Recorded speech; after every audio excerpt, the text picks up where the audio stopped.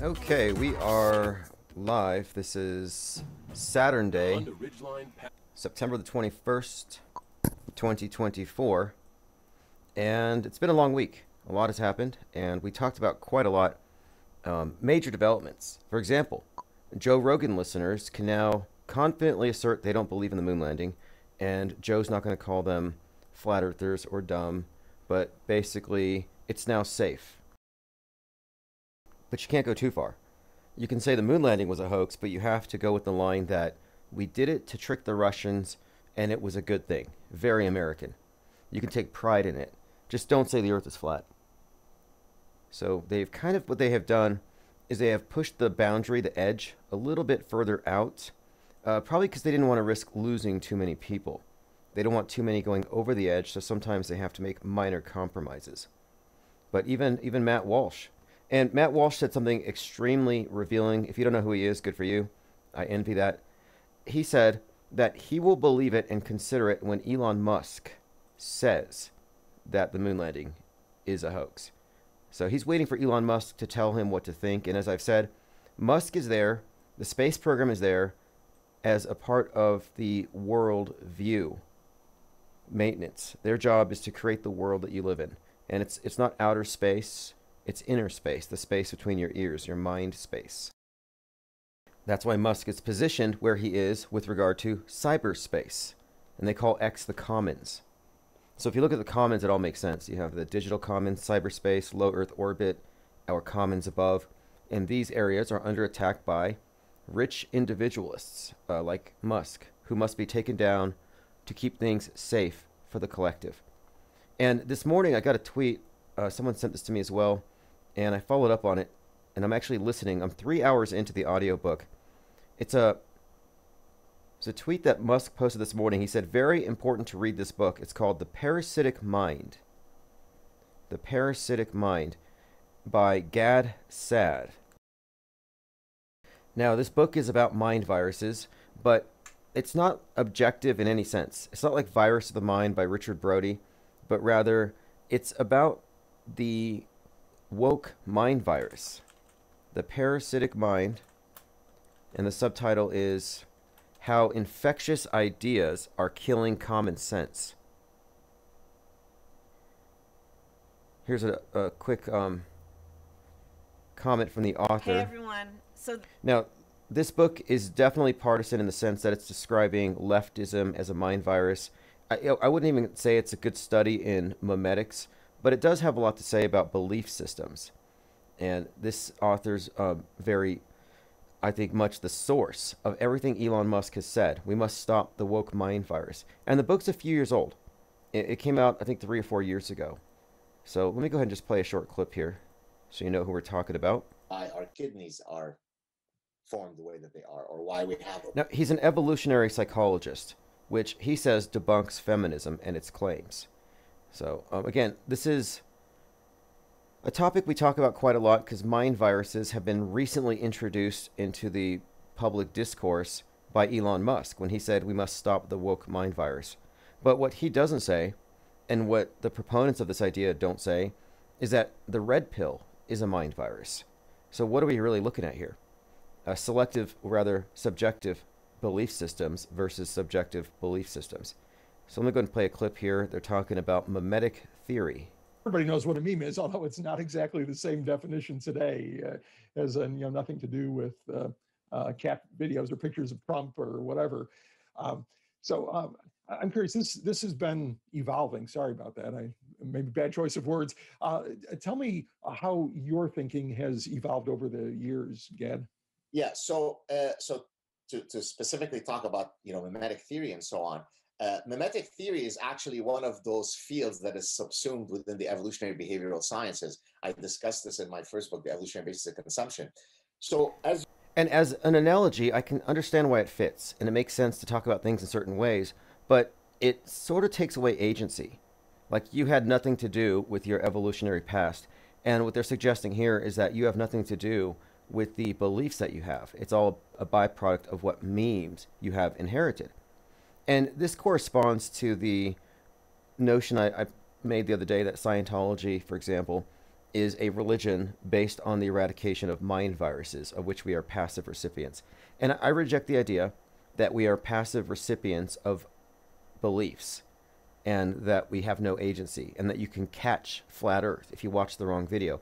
And if you accept the premise, then you accept the idea that we must be censored for our own collective good. We must censor the individual. We must censor the healthy, asymptomatic mind virus super spreader. Not for his own sake, because he's asymptomatic and healthy, but for the mentally ill. Why? Because the mentally ill shoot people. This is one of the big stories that has been attached to the mass shooters. All of the mass shooters are mentally ill. And there are red flags that they could have acted on, but they didn't. And they're trying to, I guess they made an ironic statement on the cover of Time magazine where Trump is coming out of the sandpit. He's got a red flag behind him, and it's like, in trouble. Well, he's being shot at by somebody who could have been flagged, is kind of the underlying notion. But I'm halfway through the book, The Parasitic Mind. When I finish the audiobook, I'll do a more thorough review. I started it at 4 a.m., and I fell asleep, so I only caught 2 hours lucid. But from what I got so far, it's definitely angled towards more of a partisan objective, eradicating leftism, the woke mind virus. And again, I'm going to have to listen to the whole thing, but we will get deeper into this. It's just notable as heck here that Elon Musk said, very important to read this. And listen to what the author said. Gad Sayad said, the mind vaccine is being administered to tons of people. The mind vaccine is being administered to tons of people. I've been calling infinite plane radio mind war inoculation for some time, but I have been suggesting that they're going to introduce the concept of vaccinating the mind and locking down cyberspace, a digital lockdown to get rid of mind viruses. And so if both sides are worried about mind viruses, we have a problem. And both sides are worried about mental illness. And both sides are now talking about the mind virus as a thing. So in recent years, and I think it's accelerated since 2020, they have effectively isolated the thought crime, the mind virus. It now exists. All right, we're joined by Matt X, Linda Curtis, Clockwork 113, Cubstar, Ted Stryker, Buzzing Frets. Yeah, woke virus versus MAGA mind. It truly is. It's woke and alt-woke, or because woke is just extreme left.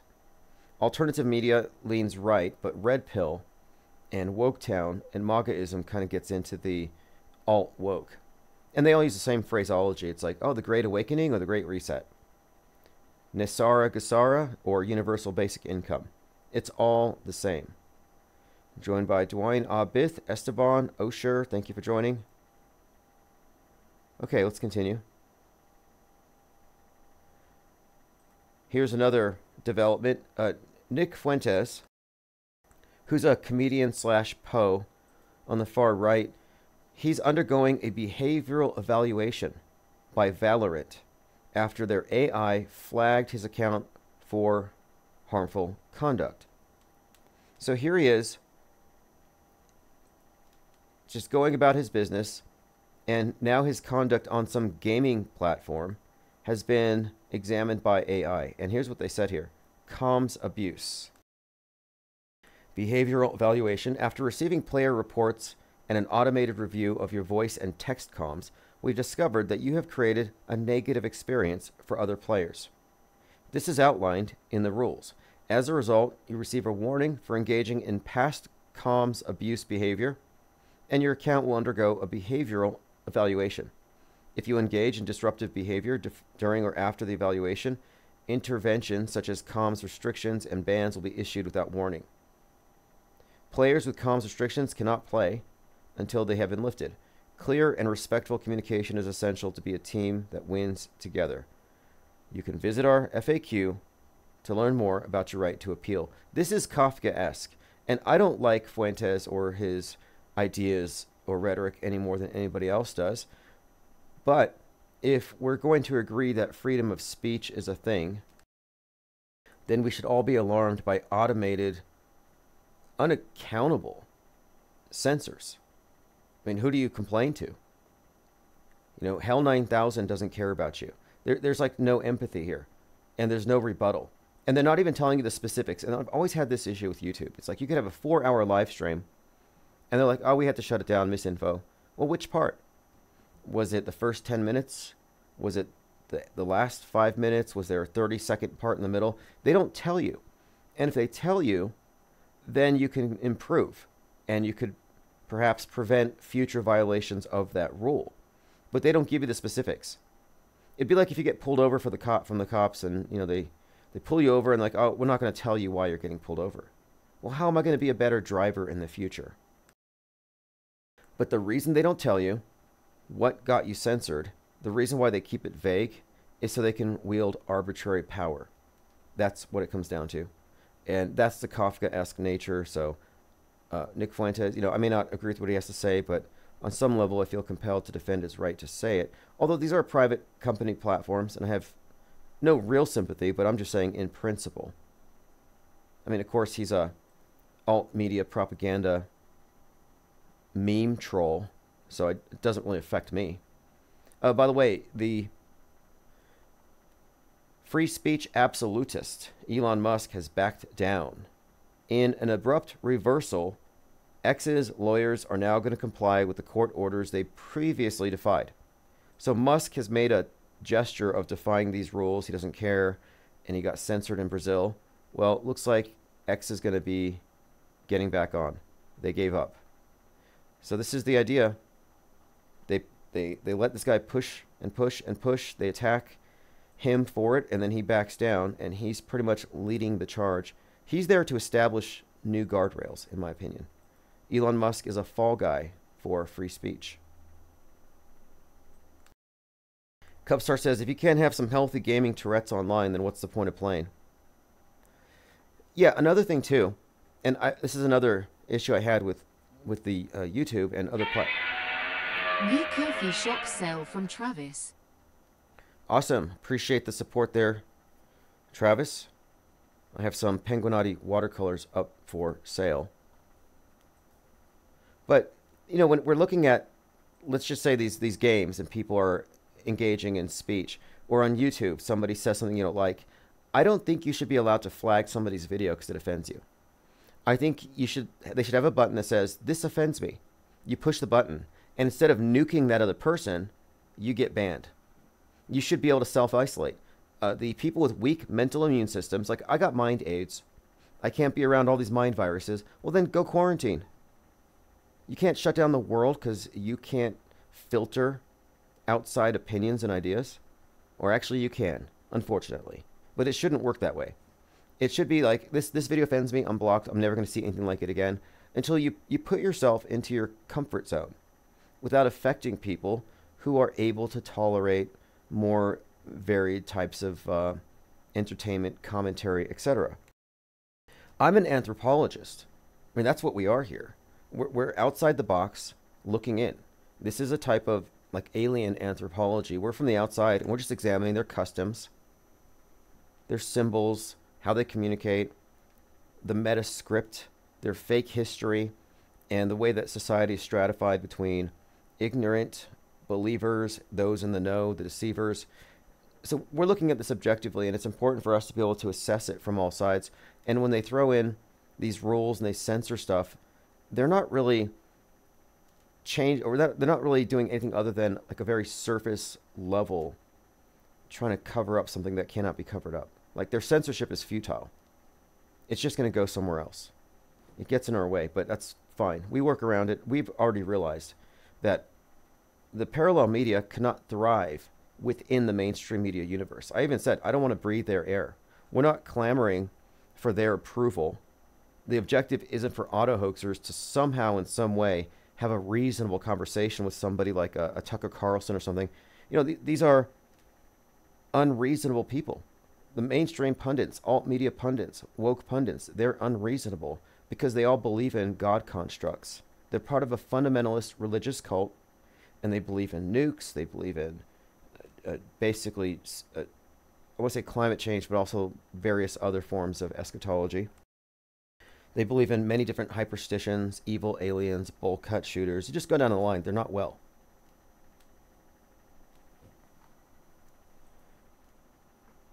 But the idea that you can just somehow make everything into a safe space is ridiculous. But they're going to continue. So instead of trying to compete or trying to fit in, I'm like, no, let's just branch out. Because when we've established the parallel media, and it's just now starting, and as this tabloid rolls out, as our AutoHoax Con, I think, gets out there, and as the months progress, you're going to see it grow. It has to be a self-identified demographic. And as it does, it will become its own ecosystem. We will bring our own air supply. We won't be dependent on the mainstream. In fact, one of the great things about it is, in a way, it's almost like an apostasy. You know, their loss is our gain. And then there becomes an incentive to counter mainstream lies. Like right now, my focus is, let's find those who've already figured it out and let's aggregate. Let's just build our army first. But at that point, we may then, I think, go back and actually challenge various aspects of the system in a way that they don't have a defense for.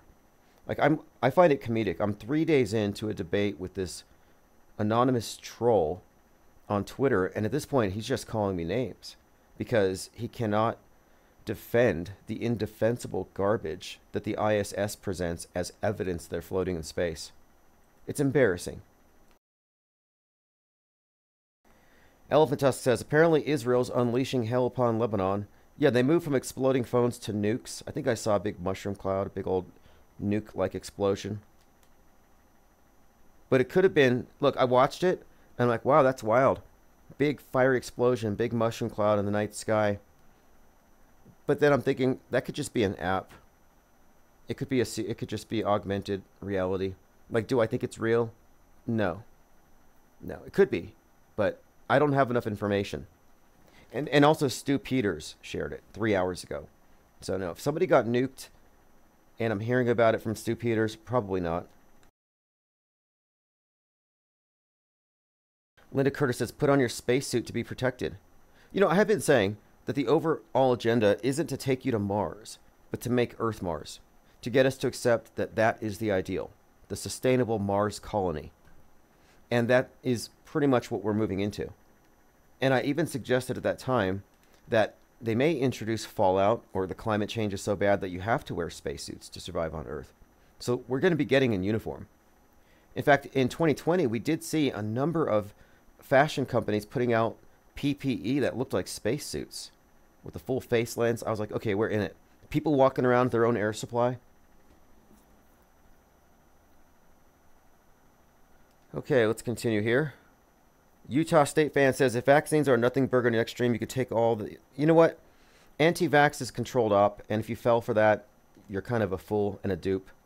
There was no Vaxageddon. You can't point to anything. You fell for the alt media orthodoxy, and that's how it's a knee-jerk reflexive position. It's like the left is afraid of AR-15s, and the controlled right is afraid of needles. And if you have vaxophobia, you're not a skeptic. Nothing you can say will convince me otherwise. You're not a skeptic. And you're scared. And you're also, in a way, apathetic. Because if you truly believe it's as bad as you claim, you didn't stop anybody. You didn't save any lives. And also, if it was such a bad thing, how come the Democrats still have all their voter rolls? Like, even more than I think even more people have enrolled than the last election. Like, where is the big drop-off? Where is the big population decline? It never happened. So I don't fall for any of the psyops, left-wing, right-wing. And anti-vax is a controlled opposition position, and so I'm anti-anti. I'm anti-pro, but I'm also anti-anti. So I'm actually against your position. And the reason why is that it is pretty clear. We've already diagnosed it. We already know what it is. 4 years ago, I diagnosed it. We're looking at a modern construct to replace the archaic concept of sin. And in the hands of the new priesthood, the priests of scientism, they now have a tool to regulate everybody, down to the level of the individual. They can get beneath your skin. And this is a level of intimacy between you and Big Brother that they didn't have before. Now they have it. And all it requires is your belief in the thing called sin and the need to eradicate it. And they've just replaced the archaic concept of sin that the progressive utopian left won't believe in with the virus. And if you notice, it's a perfect dialectic. It's a perfect split down the middle because the right leans towards traditional concepts of sin and religion, and the left does not. The right sees the left as sinful. The left sees the right as infected and spreaders of infection, in need of salvation by the state's injectable Eucharist, while the right wing is looking at the left thinking, you all need to be saved. So, yeah, what you're looking at is a psyop. There's literally nothing to be afraid of. And this is one of my main contentions here, is that the mind war is purely a mind war at this point. It's all about making you afraid or rendering you apathetic. And I had to purge the anti-vax crowd because anti-vax crowd is a demographic that's target marketed with various psyops, and they fall for all of it. They're just tripping over themselves. Over every documentary suddenly died. Now everybody who dies, it's because of that. They just become like lemmings behind various Pied Pipers. And I'm not going to be like in the same category as someone like Stu Peters. Very low-brow, reflexive anti-positions. We're better than that. Plus, again, we're skeptics here. We're skeptics, and that's where it has to begin. Dwayne Obith says there haven't been any mass die-offs, same as the fear-mongering with chemtrails. If spraying has been conducted for decades, our lungs should be full of heavy metals, nanobots, and whatever. They have answers for that. They'll say, there's been a rise in Alzheimer's. Well, there's also been, I think, and it corresponds, an increasingly large population of people in their 80s and 90s. People are living longer. If people live longer, they're more likely to exhibit symptoms of being very old. But the chemtrail believers are gullible, and they fall for loaded questions and arguments from ignorance, and they still buy into this Trutherville notion that just asking questions is valid. It's not.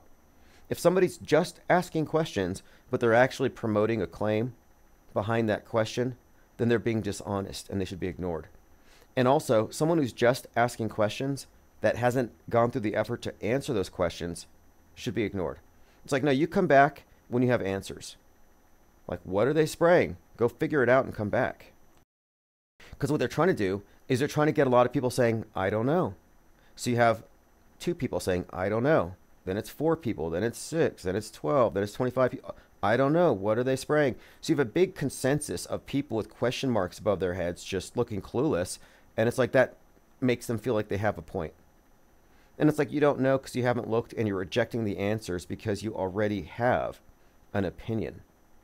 And your opinion is not going to change. And it's based on, well, probably an appeal to motive more than anything. I used to get that from people. Like, I know you don't believe in it, but do you really think that the bad guys are so good they're not going to do this? That's not an argument. But you wouldn't fall for it if you recognize a loaded question. Utah State fan says, it's better not to be red-pilled on any issue. I'd rather stay ignorant. I think you should learn the red pill and the blue pill because they're both wrong. I think that these are both part of the world stage box. Like, I like to understand, what do the wokesters think right now? What does Trutherville think? And what does Normieville think? But I don't believe what they say. And Trutherville is, to be a truther, you just have to be able to comfortably lie 24/7. They're all liars. All the big channels. I'm seeing people spreading images and memes that are long debunked. Like, let me give you an example of the kind of liars that we're talking about.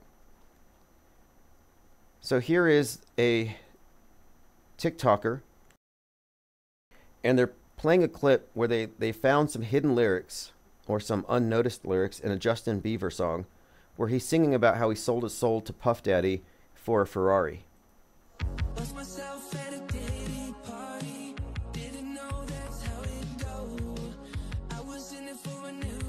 It's a TikTok thing where they don't talk, they just make facial expressions so you can watch them react. But this song, I'm listening to it, I'm like, 3 seconds in, I'm hearing, oh, this is fake.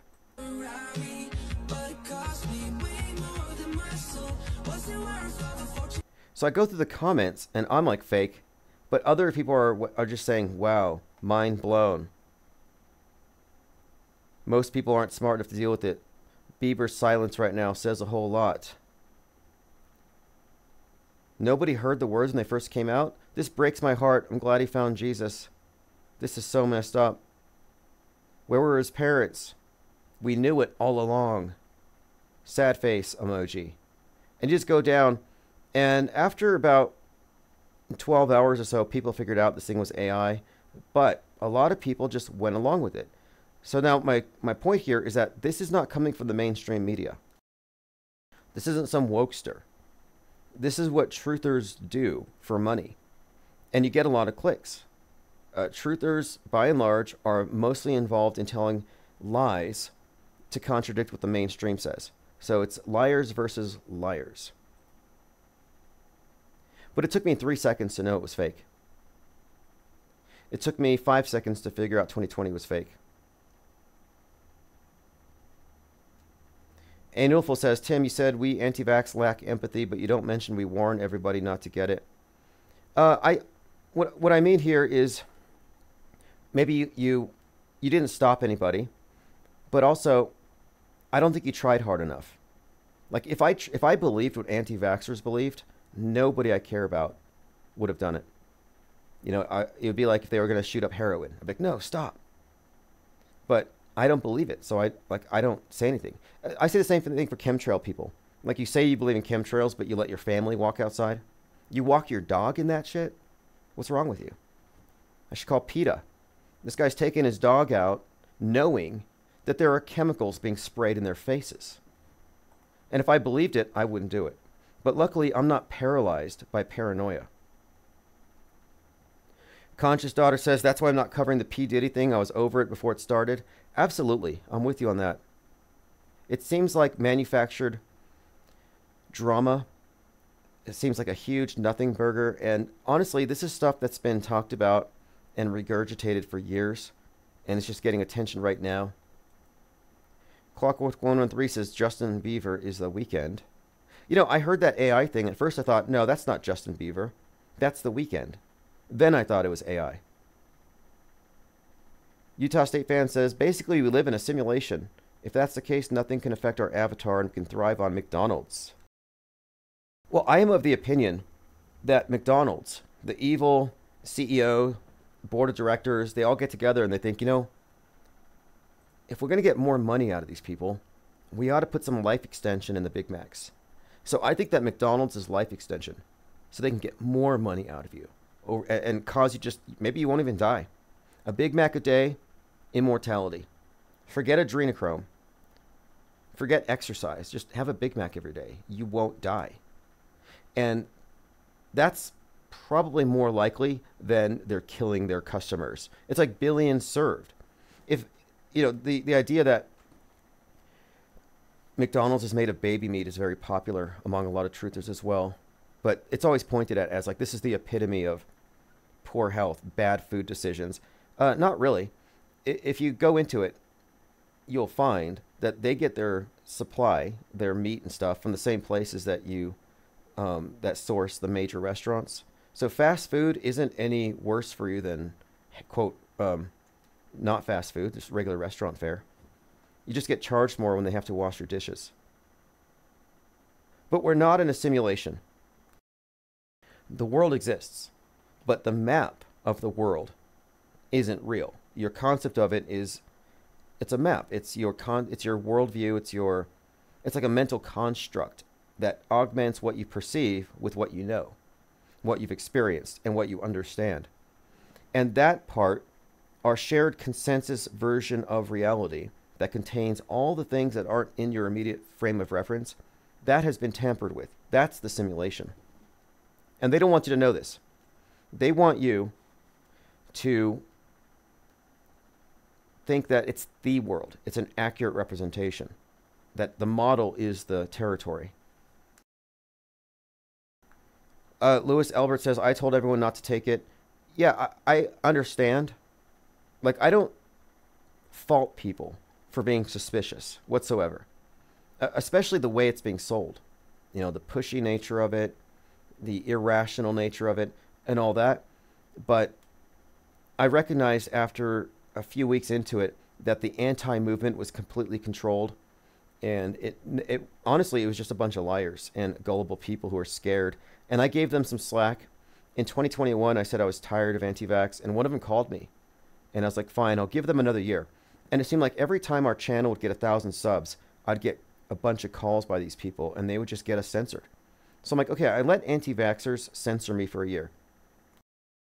I let them shoot me in the feet, foot bullets. Like, okay, this person's going to rant about their hatred of needles and kill my channel. But I let it happen. I had my opinion on it already. I had my understanding of it already well established, but I platformed the antis for more than a year.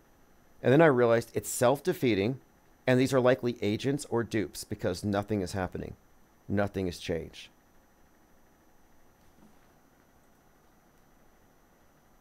Okay, let's see what else we have here. Catching up on your comments. Quay says, I think there's some validity to the idea that many corporations don't need to make bigger profits. They have bigger agendas. Right. Well, you're probably correct in that. I mean, what's the difference at some point? Like the idea of corporations as somehow being independent from government. No, these are all instruments of government. There's no separation. You have to remember that everything is monolithic. The entertainment media, the news media, the political psyopera, it's all part of the same unified whole. And every corporation that you see in the news taking part in big psyops is sold out. You have mass shootings in Walmart. Yeah, Walmart's part of it. All these musicians, these big, like Jason Aldean. Jason Aldean was just on Tucker Carlson. He was there at the Vegas shooting. So the whole country music mind control industry is all part of it as well. And there's a reason for it. There's a reason why the shooters took a pivot from classrooms to country music concerts, and why now the shooters are all trans. They make these plot twists in order to hit the right demographics with the fear. But I can say unequivocally, I haven't been put in a place of fear. I haven't been scared of any news since I started this channel. I'm not worried about space junk. And I'm saying that I wasn't scared in 2020. And all you anti-vaxxers were terrified. And you should just admit it. But you actually got panicked. And that's fine. No shame in it. But you should just admit to yourself, the last time Big Brother scared the crap out of me, it was then. Because 9/11 convinced me. I was convinced of mass shooters until 2012. But over time, I came to realize how much of this stuff was more fake than real. And that took all the fear out of it. Ski1384 says, if all the truth or fear-mongering were true, we'd be dead by now. Yeah, sure. If every time Alex Jones called it that World War III starts tomorrow really happened, we'd be on World War 137 by now. Like, it's always World War III. It's always about to end. And no, anti-vax has no merit whatsoever. And honestly, I don't give that much credence to the opinion of an anti-vaxxer unless they can tell me also that they don't smoke cigarettes, they don't do drugs, they don't drink, they exercise, and they eat clean. Like, prove to me that you actually care about your health that much. Because, I mean, I remember the first time I was told about chemtrails. I'm just in the backyard looking at the sky. We were actually having some drinks at the time. And the person was pointing at a plane and the trail behind it. And at the time, I just thought it was exhaust. I didn't really think too deeply about it. I didn't understand it was hot jet exhaust interacting with rarefied air at super high altitudes and then condensing. I didn't know all that. But this person was smoking a Camel-wide cigarette and drinking whiskey. And they pointed at it and they said, yeah, that's a chemtrail. They're poisoning us. And I thought, well, who's poisoning us? You're poisoning yourself. I'm secondhand getting poisoned, and I'm also sort of poisoning myself too. Like, what's worse? The bottle in my hand or that spray 5 miles away? And, it makes you a little pessimistic. Like, well, there's nothing you can do. There's just poison everywhere, and everything's going to kill you. But looking back at it, I wonder, like, how could you be concerned about something so far off when you're just, far worse to yourself than what Big Brother's doing, supposedly doing? Messianic Charlatan says the Federal Reserve was born in 1913, but it's housed in a Tartarian building. I wonder if it was formerly the Breatharian Reserve. No, Anufel says not scared about it, but not taking any chances. No, not taking any chances means you're scared. And you shouldn't be afraid to admit it. Like, for example, there's a cliff at the top of the crest here, and there's a sign that says go no further. And I don't go any further because I am scared of falling off a cliff and dying. Like, I'm not afraid to admit that. But if I'm going to say, oh, I'm not afraid of that cliff, well, then fear has no meaning. And we're talking about mind control that operates in the psychological realm of fear, of playing into paranoia and insecurities. So that's what they're tapping into. So you should admit that, I am scared, or I am fearful, or I don't trust. And this is also a key point here, because if this is part of the dialectic, now this is true too, this is how you know you're mind controlled if you fall for this stuff. Only right wing is afraid of needles. Only left wing is afraid of AR-15s. Find me a right winger terrified of AR-15s. Find me a lib afraid of needles. My point here, and what I'm saying here, is that this has to do with your relationship to power. There's a deeper reason for it. So, for example, right wing is for closed borders because they don't want aliens, illegal aliens. Right wing is being conditioned to think aliens are demonic. They don't want those either. So they want to have Space Force. If you look down the line, there's all kinds of borders. Of course, they believe in the Second Amendment, so you can defend your home border. And they're anti-needle, because your skin, your dermatitis, your skin, your epidermis, your epidermis, you got the border right there. They don't want the needle. I'm thinking track marks on the left, because the left is all about track marks. They're all about open borders. Like, yeah, their skin is porous, and they're for open borders nationally. And they're embracing the aliens. So why is it that left is open? They're open skin, open border, open front door, open to the immigrants, open to the aliens, and the right wing is close, close, close, all the way down. What makes it clear to me that this is a psyop is that it's putting a split between those who openly embrace government and all of its agendas and those who don't. There is no depopulation agenda. You can't prove that there is. And if you notice, the only people who talk about depopulation also hate immigrants. Why is that? Like, we're running out of people, but we don't want Haitians. We got millions of Mexicans coming in, and we're running out of people, but they see that as a problem. So then the problem isn't that they're running out of people then, is it? No. The problem is that they're running out of their people. So the depopulation agenda is just code for white genocide. And white genocide isn't happening. It's part of a narrative that the critical Jew theorists promote. You got critical race theory on the left, critical Jew theory on the right. There is no depopulation agenda.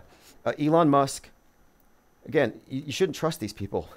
Elon Musk holds up a big sign, and it's like a tweet. He's holding a sign that says, population crisis. Well, Elon Musk believes we're having a population crisis, but he thinks we're running out of people. The left thinks we have too many people. So which is it? Too many people or not enough people? But I don't agree with Musk. And no, you may not hate anybody. This is the thing.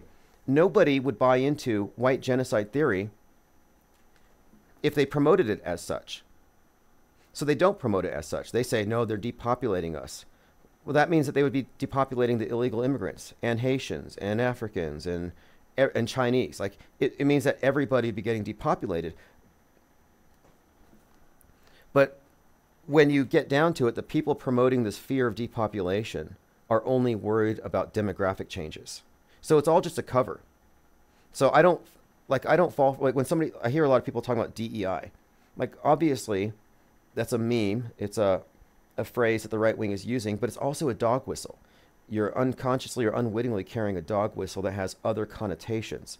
So anybody promoting depopulation is inadvertently promoting white genocide. But no, there's not a depopulation happening. I mean, where? Show me where. Didn't happen in 2020. I mean, what did I miss? And it's almost like a lot of the anti-vaxxers were disappointed that they never got their vindication. And it's good news. You should be happy that your worst fears have not been realized. Chemtrail people should hug me and say, I used to be so afraid of the skies. I thought the world was ending. But I'm suggesting here that every single red pill is toxic. So you want to red pill somebody about the depopulation agenda with no figures or facts to prove that there's a depopulation going on. But meanwhile, behind it all, it's just a repackaged white genocide theory. Yeah, that's kind of what I'm saying. It's toxic.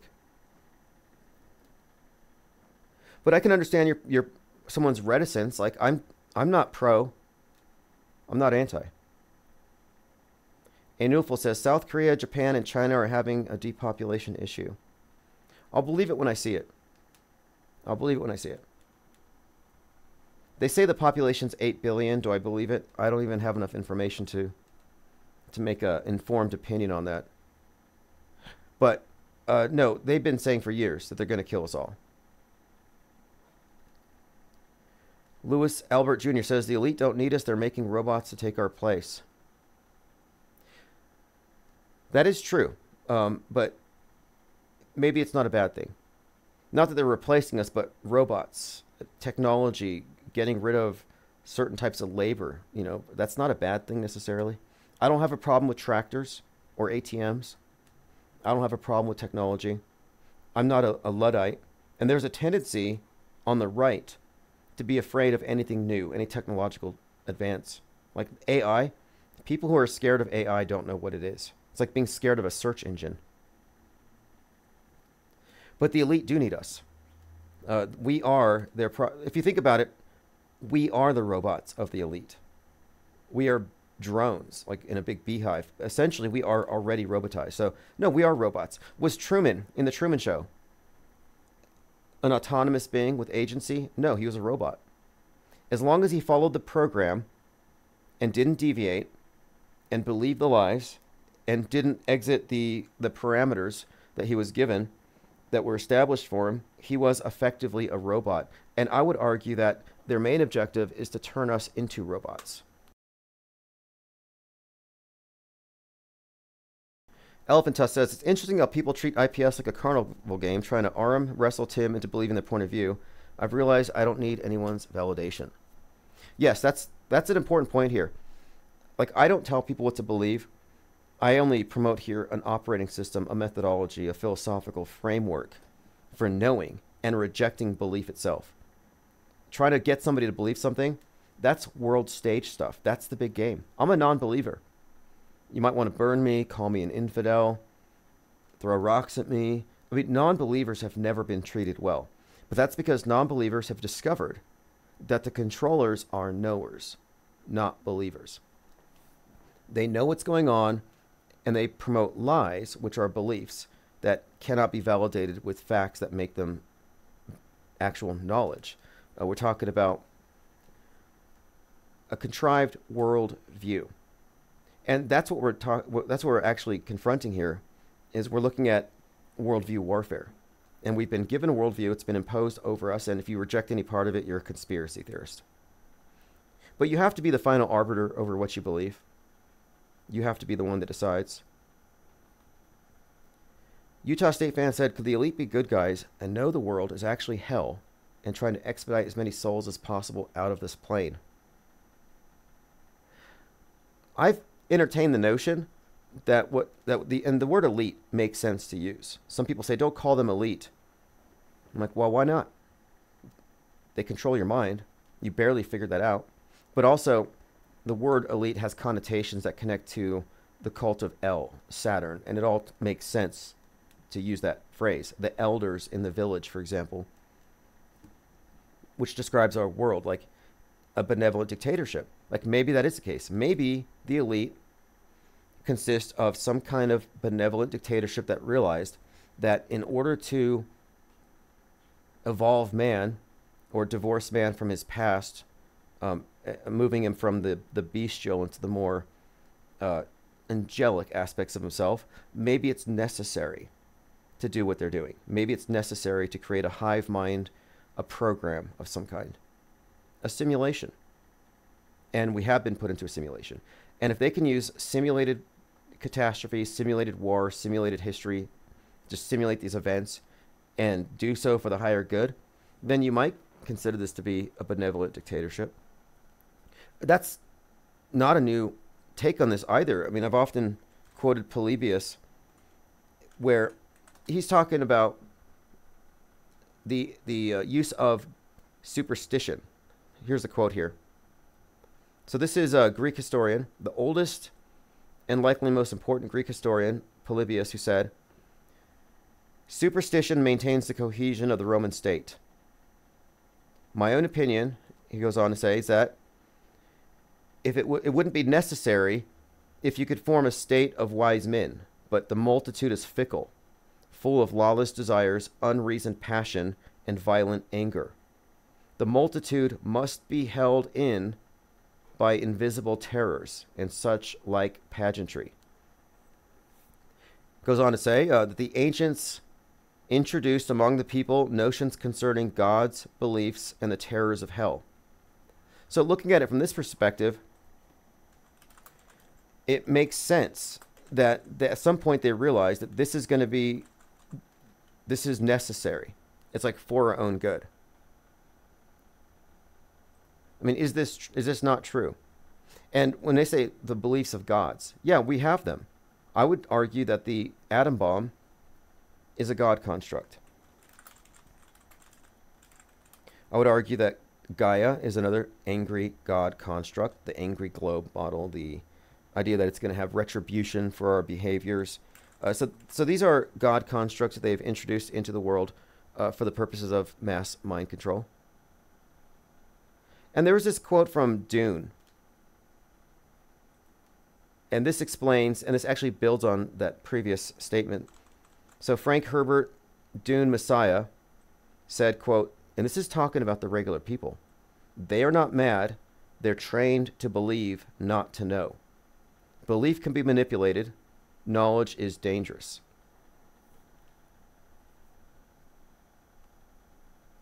Don South says, "For our own good." Yeah, it could be. I mean, maybe not just for our own good, but maybe it's a mutually beneficial relationship. They get all the control, money, power, resources, and we aren't. I don't know. It depends, though. Like, what is your view of the human race? You know, do we need this? Do we need to be terrorized into compliance? Like, is mind control necessary? I don't think it is for me.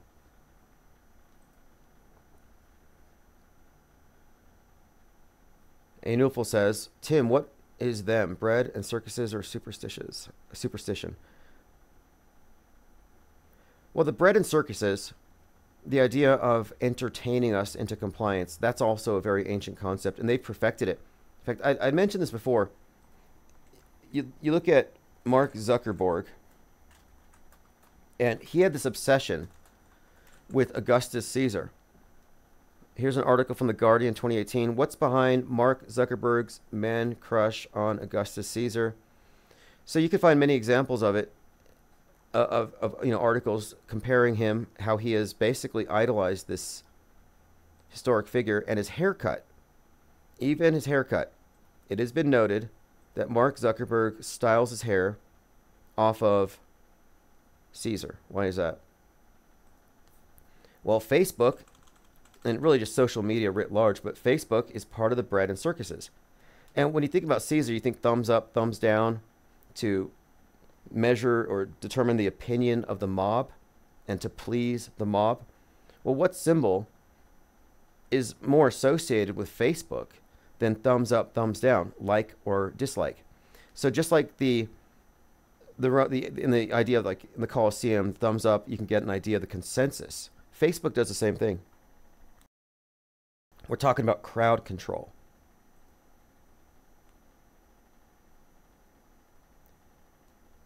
Conscious said, "I never wore a mask. I was actually a patient at a hospital the same week when it went into quarantine. In March 2020, there was nobody panicking or taking extra precautions." You know, it was a great year to point out to people the discrepancy between what we see on TV and what we see in the streets. This was a huge turning point for what we do. That was when it became clear to me that the world stage cannot stand up to fact checking. to reality testing. And that's why I started issuing out press passes. So if you didn't know, in 2020, you had to be locked down unless you were deemed essential. Media was determined to be essential. And I didn't think that was fair. I'm like, why are they essential? What makes them more media than us? We're also observers, and every listener is an observer with a specific and valuable point of view. So if anything, we should just consider ourselves media at this point, especially since that's kind of what we've been doing this whole time anyway. So what I did was I started issuing out press passes, and the Infinite Plane Radio Press Club was more or less born out of the empty hospitals phenomenon. And we had a lot of pushback. We had people from media calling. We had some reporter from like ABC News calling in, and this guy was known for going around on Easter, putting people on TV, putting them on blast if they were outside on Easter hunting eggs. Real nasty character. But there were people listening that you wouldn't have expected, and I think they were all trying to more or less contradict what I was promoting here, that the mass media was in fact worldview formation, and they didn't want us to have our own camera angles on this. Like, we're at a magic show. And in the magic show, for the magic show to work, you have to stay in your seat. If you walk backstage, you're going to see through all the tricks. And we've been backstage ever since. We walk around, we're backstage, we're reading the handbooks, we're checking out the props. Dwayne Obith said a cheesy rom-com called 5 Feet Apart was released exactly a year before. Oh, that's interesting. Here's the movie referenced. 5 Feet Apart, 2019. Comedy. Okay, let's take a look. Let me get the Wikipedia. Teenagers, Stella Grant and Will Newman, have cystic fibrosis, and because of their compromised immune systems, they can get no closer than 6 feet together. So you have 6 feet. Fascinating. Stella copes with her illness by trying to remain in control of her daily regimen, takes her medicine, and follows the doctors, but Will is a cynical rebel who's more lackadaisical, and he frustrates the meticulous Stella. So he's like a lockdown protester, and then she's complying with it. Fascinating. Haven't heard of this one, but this is yet another example of predictive programming. 5 feet apart. I'll take a look at it. The fact that one guy wanted to break the rules, because see, in 2020 we all had AIDS basically. Everybody has a compromised immune system, even if you're asymptomatic. That's pretty much the idea, and everybody accepted it. You lost your presumption of innocence. You're all terrorists. You're all super spreaders of a pathogen, a bioweapon. You're a walking bioterrorist. No presumption of innocence. You have to be cleansed, saved, poked, in order to be given the pass. And even then, it's not 100%. So it's not even a win-win. It's not even a winning situation. It's a lose-lose. Just by participating, you lose. Now, this is fascinating here because the person rebelling against it, because they did calculate for that. They calculated for the anti-vaxxers. But here we are in 2020, they're introducing the pandemic concept, and now 4 years later, 2024, now we're being heavily inundated with the mind virus concept. And this is the next big thing, Disease X. I'm not sure exactly how it's all going to roll out, but we are going to see some kind of internet equivalent to the COVID-19. Dwayne Obith said there were false reports that Chinese were incinerating bodies in mobile furnaces. I think some of my experience in the funeral industry, death care profession, gave me some insights into 2020, because I saw these headlines about how there were cities in Mexico where the skies were black from all of the crematory ovens on 24/7, and just black smoke, ashes of the dead raining from the sky. Powerful imagery. But if you look into the retorts, the cremation retorts, the ovens, they have afterburners. Like, you don't actually see any black smoke coming out of these things. It's not even a a facet. It's not something you would see. So these stories are all fake. And I have many examples of how they pulled off this big illusion. But the issue here with us, with our perspective, is here we are debunking the mainstream hoax. But then the alternative hoax comes in and takes all the air. So now you can't even platform the idea that the whole thing is fake, because now you have the alt media saying that the pokey is now the pandemic, is now the threat. So one side saying we're all going to die, then they're done, and the next side is saying we're all going to die. That's why I would say it's equivalent. Anti-vax is just as bad as pro-vax, if not worse. And antis will hate that. But I would say this, you can be against something without being in the anti position. Like you can just be non. Non makes more sense.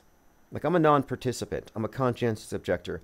But if you take anti, now you align yourself with Alex Jones, Stu Peters, and all these other agitators and provocateurs. And why would you do that? Why would you want to be in their box, line up behind them, and all their other bad ideas? And then you see these other rabbit trails or conspiracy theories that kind of fit in the same box. And so I saw this trajectory where you go from anti-vax to anti-immigrant. How does that happen? Well, you get into the psychology of it and the symbolism of it and the story that's really underlying the whole thing, and it's about fear of the other. It's about blood purity. It's about segregation. Why do you think at the same time that we get past all the quarantine stuff and now you have the right wing talking about get out of the cities? Well, get out of the cities is basically saying quarantine. It's saying quarantine. It's saying segregate.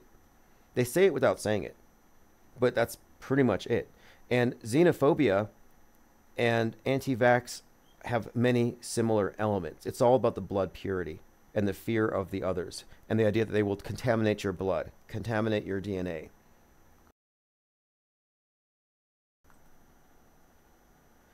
Dwayne Abid says, a lot of truthers don't even maintain it was a hoax. They think it was real, made in a lab. Exactly. Exactly. And that's a typical guardrail. They'll say it's real, but it was created by them. And they kind of replaced radical Islam with CCP. 10 years ago, maybe 15 years ago perhaps, you would have heard a lot about how radical Islam is engaging in a stealth jihad and they're taking over America. Stealth jihad. And that kind of went away. They were like, yeah, there's going to be Muslim terrorists dressed up like Mexicans, wearing sombreros, coming across the border and blowing themselves up. That never happened. But that faded away and they suddenly replaced it. They pivoted from radical Islam to CCP. And then I start hearing the same people who are warning us about radical Islam talking about, oh, the Chinese are taking over police stations. The Chinese are infiltrating. But the problem is this. They buy into the essential premise that something is happening, but they disagree on who did it. It's like the second shooter stuff. The second shooter stuff is like the mainstream reports that this guy shot Trump, but truthers will say, no, he was shot, but it was somebody else. It was George Soros. So you kind of have the same dynamic here where, no, it wasn't the bowl of bat soup. It was China in their biolab funded by Obama. So they replaced the MSM version with what I call MSM plus. So the mainstream mediation is MSM. Anything you add on to it, conspiracy theories and otherwise, is plus. If you did not subtract from the initial story, then you're adding on to it. And skepticism is the subtractive route, the negative route, MSM minus. Like, what can't we verify? And let's start off a few feet back. Let's suspend judgment and let's begin our assessment with what we can know.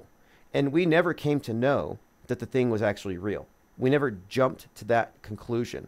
But Trutherville assumes the premise. That's why truthers are liars. That's why truthers are triggered and triggerable.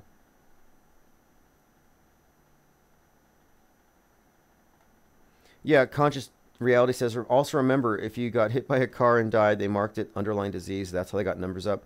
Oh, we had multiple examples. Like there were examples of somebody passes out while driving, probably because the mask is on too tight, hits a pole. There was a headshot, as in death by bullet to the head, that was categorized as C19. We saw a lot of that. But they just basically opened the floodgates to rumor, and people don't cross-reference. And then, of course, the average truther is making arguments from really bad arguments, like appeals to authority, like but my Vayers. Vayers? Read the Vayers. And advocating for, this is where it's a mirror.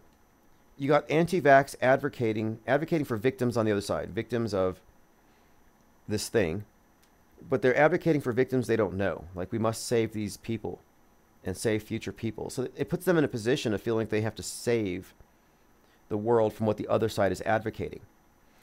And it's very much analogous to how the left is trying to save everybody from the AR-15s. And their whole gun control thing is about saving lives because of the, as Obama called it, the epidemic of mass shootings. But both of these are groups of people who are activated by the need to save other people from what the other side is doing. So it's partisan.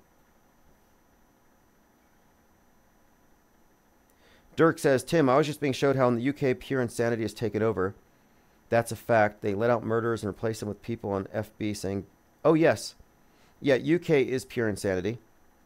Now, I don't know how much of this is true, but I'm seeing reports of FBI going to people's houses after they post things.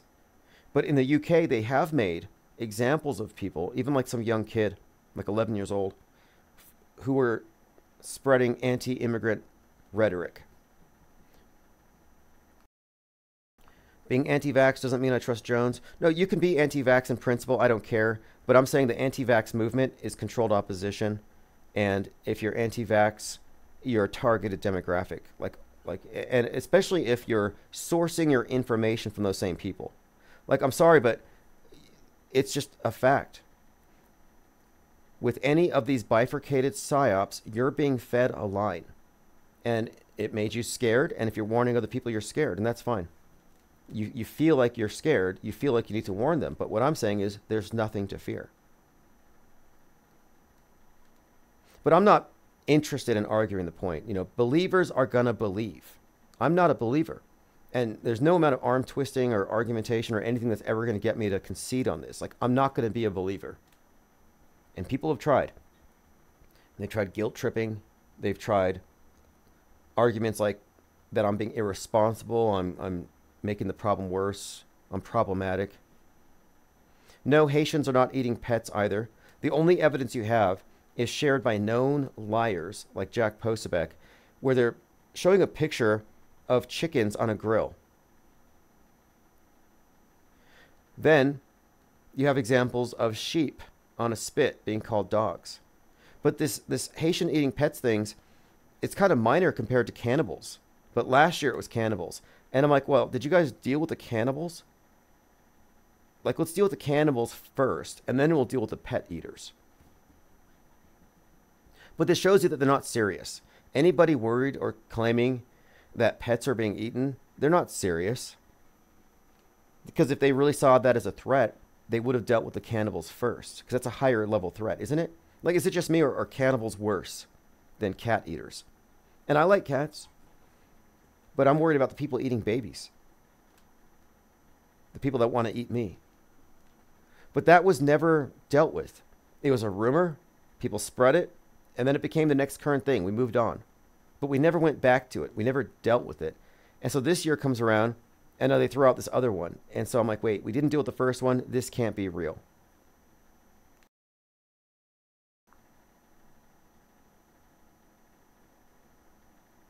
Salty says, the police came to my house the other day. I don't know why I didn't answer the door. If you're not invited, I'm not answering. Yeah, I wouldn't either. Could be a land shark.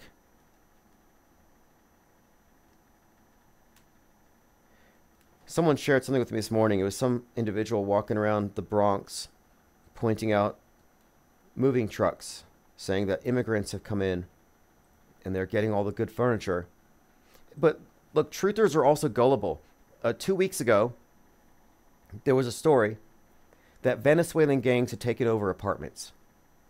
And I know a lot of people who are sharing this stuff, big channels. And then you had motorcycles. Lots of people on motorcycles headed towards Colorado. And I first saw this from Sam Tripoli. So Sam Tripoli, tinfoil hat, hardcore truther, conspiracy theorist.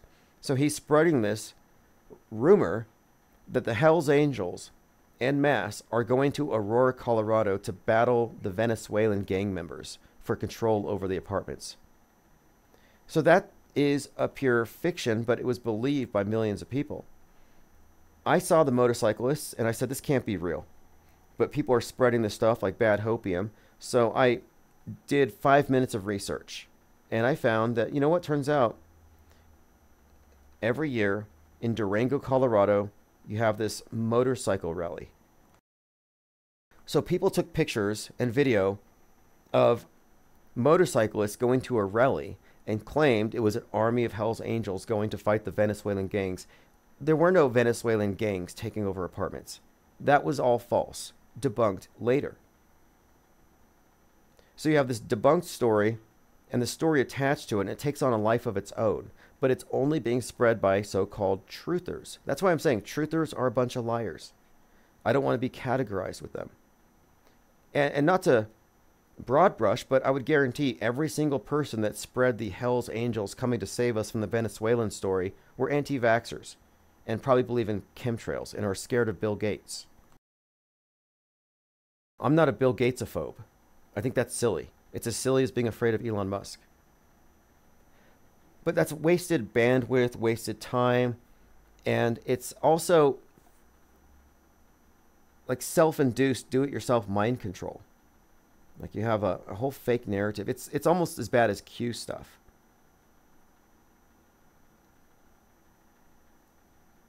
Dirk Zink said the Aurora thing is 100% fake. I have family there. Yeah, it is fake. And the motorcycle gang thing was fake. However, Donald Trump's going to Aurora. Why do you think he's going there?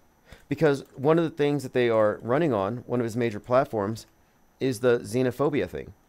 That's why he's here we go. He's going to go to Aurora. And he's probably going to go to Ohio to check on the cats. Trump says he's going to visit Aurora, Colorado in the next 2 weeks. Telegraph says, inside Aurora, Colorado, the city Donald Trump thinks is the next Springfield. New York Times, how the false story of a gang takeover reached Trump. So Trump's going there over this.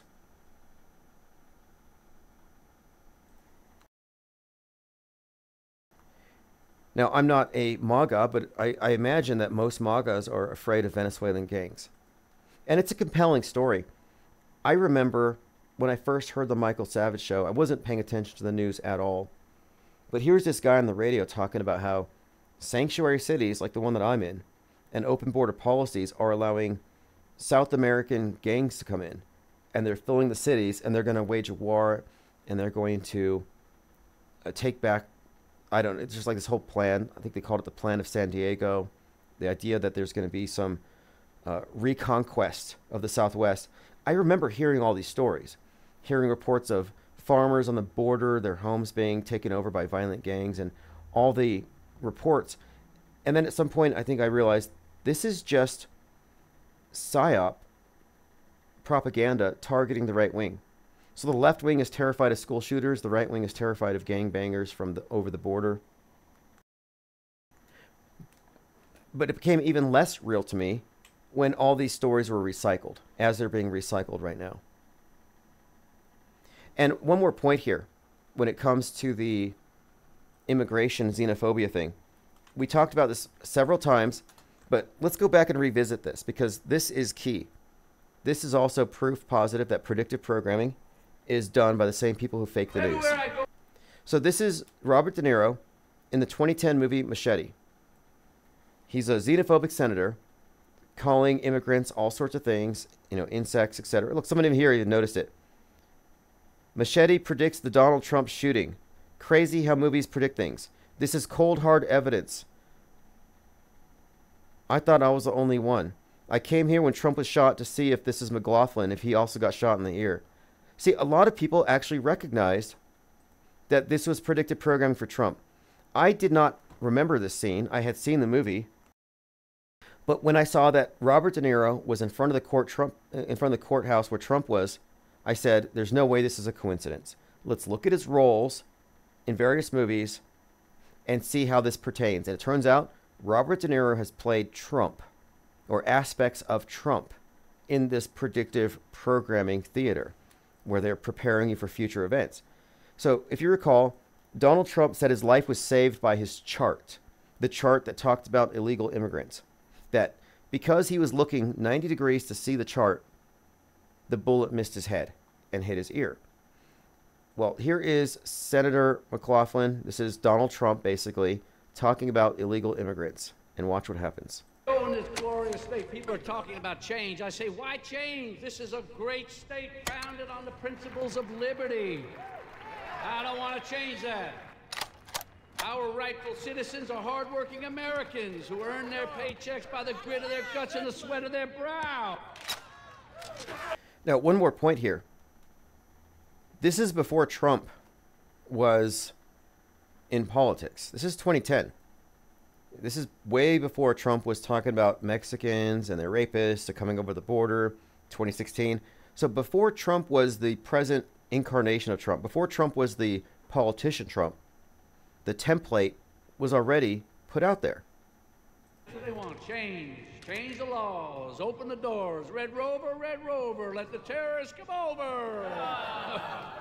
The jingle jangle of pennies in your pocket because the scavengers, the leeches, the parasites. Scavengers, leeches, parasites.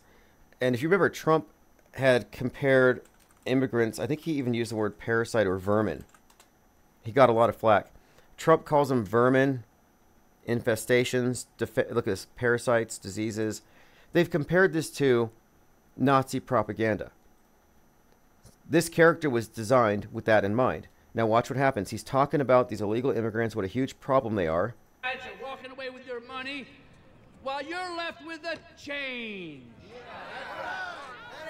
So I want to say one more thing. Who are you going to vote for? Okay, and then what happens? He gets shot. Now, it's not in his ear. It's in his leg, and they get him off the stage. And then, of course, this was a setup. It was a sting. The shooter was a patsy, and they take him out right after. So now let's go with Trump gets shot. And listen to what Trump was saying as it happened. And that comes right from the government services, comes right out of Border Patrol. Take a look at that. So that arrow is the lowest amount of illegal immigration ever in recorded history into our country. 6:11 p.m. Very significant. 6:11. When you look in the right wing, the symbolism that the right wing kind of carries around with them since Timothy McVeigh executed on 6/11. 11/6, 6/11 is huge with all of the right wing psyops. Even the shooter, Colt Gray's father, was arrested at 6/11, and we are noticing this stuff as it happened. But again, it's 6/11.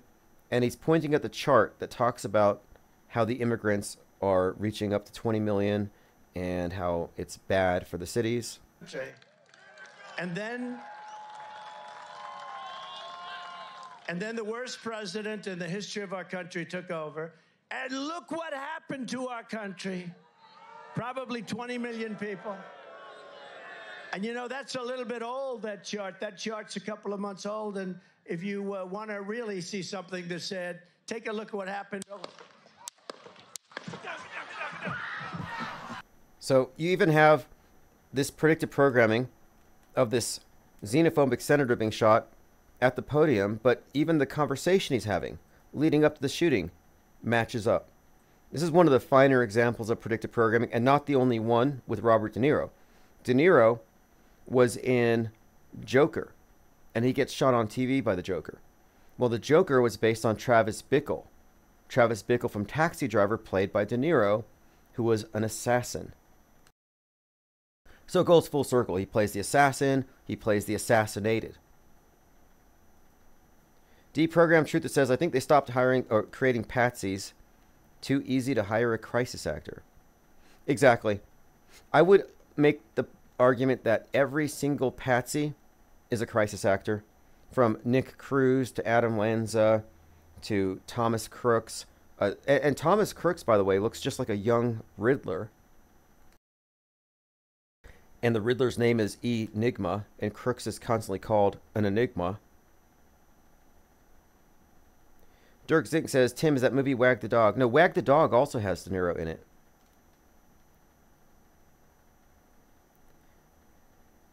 A Newful says, damn, it was so fake. Even if I wasn't an auto hoaxer, I would notice the fakery. And if you look behind him, too, all these people are questionable. This is 100% a magic trick. It's not a psyop. And this is where Trutherville is wrong. Trutherville thinks, oh, this is a false flag.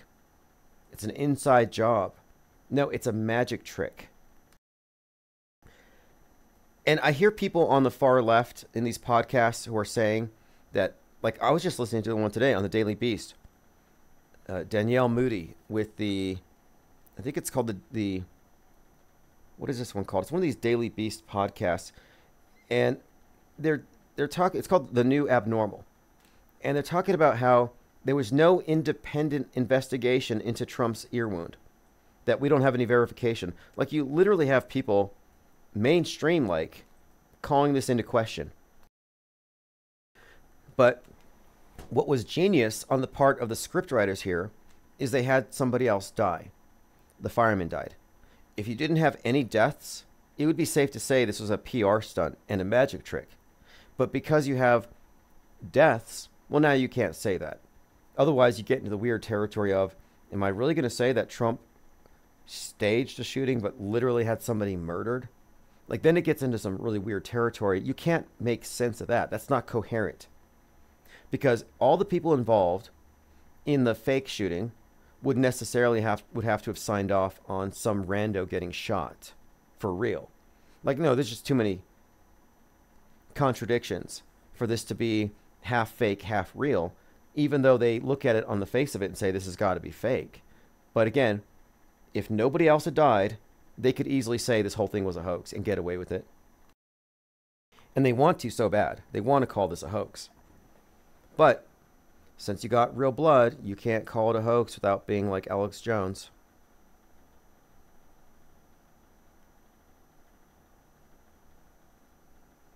Steve Green says, do we know what the best AI looks like? The government might have something better. If it's significantly better than what we have, they can generate video that's entirely believable. That's an interesting point.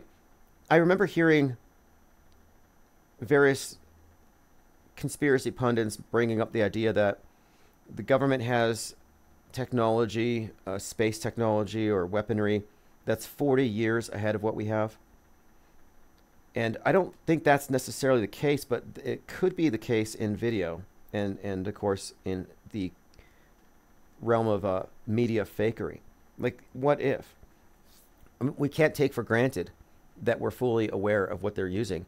For example, hyper-realistic masks. You could have 6 Donald Trumps in front of you and not know which one is the real one. And none of them would be.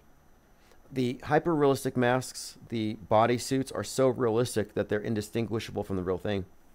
And these have been in use on the world stage for 30 or 40 years or longer. They were declassified in 2015. So we are already deep-faked. Long before AI, long before computer graphics, we already had deep fakery, just with simple disguise.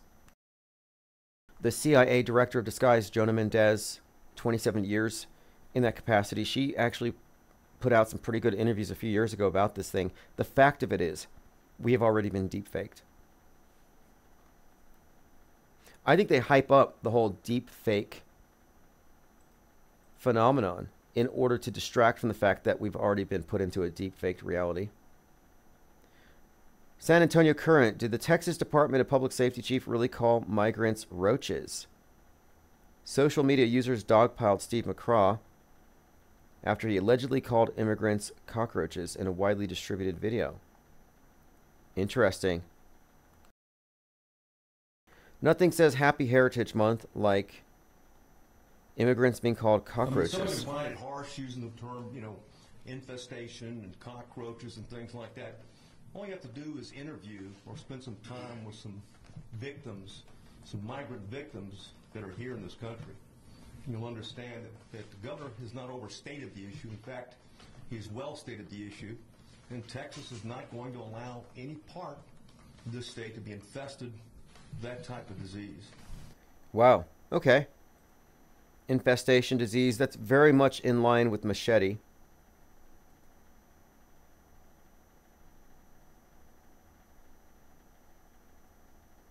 Salty Siren says, YouTube has a bunch of babies that can't handle the truth. I've never been one to hide, but we aren't dealing with sound people anymore. The whole world has lost its hive mind. Yes, it's intriguing to me. I mean, this whole process of remaining objective in a world gone subjective. The world's gone mad. It's had a collective schizoid break from objective reality. Objective reality is out of reach for the average person. I mean, in their local area, yeah, fine. But you can't call yourself an objectivist if you believe in these God constructs, superstitions, and hyperstitions. By definition, you've entered the realm of subjectivist. And that is a philosophical crisis that has never been confronted adequately. And I understand why truthers and wokesters arrive where they are, because they know they're being lied to by the box. They see the big screen, they see the lies, and they see everybody with their face pressed up to the screen like zombies, just passively accepting it all. The error they make is thinking that alt media, left or right, that more propaganda is going to cure it, that they're going to fill in the holes by getting more information. Well, no, that's not exactly going to work. It's like somebody tells you a lie and you don't find it believable. So then you listen to them babble for 10 minutes and they give you all kinds of other lies. And then eventually, like, okay, I believe that. I'll accept that one. I didn't believe your lie, but now I believe your lie now that you've added this, and this other facet to it. So now it's lie plus. Now it's more lies. But since you have more information, you have the illusion of being informed. That's misinformation, misinformed. And Trutherville is misinformed. Normieville is misinformed. So you got misinformed, misinformed plus. But I take the subtractive view as a non-believer. I'm an informed disbeliever. But you have to reject the screen at face value and not dig deeper before first stepping back. Barth Northeast said, was the gun loud because nobody ran? Yeah, I don't see anything in the reaction of the people behind him that seemed organic. Whenever I look at people getting shot at on Twitter, like on real videos, people scatter like cockroaches. Is that okay to say?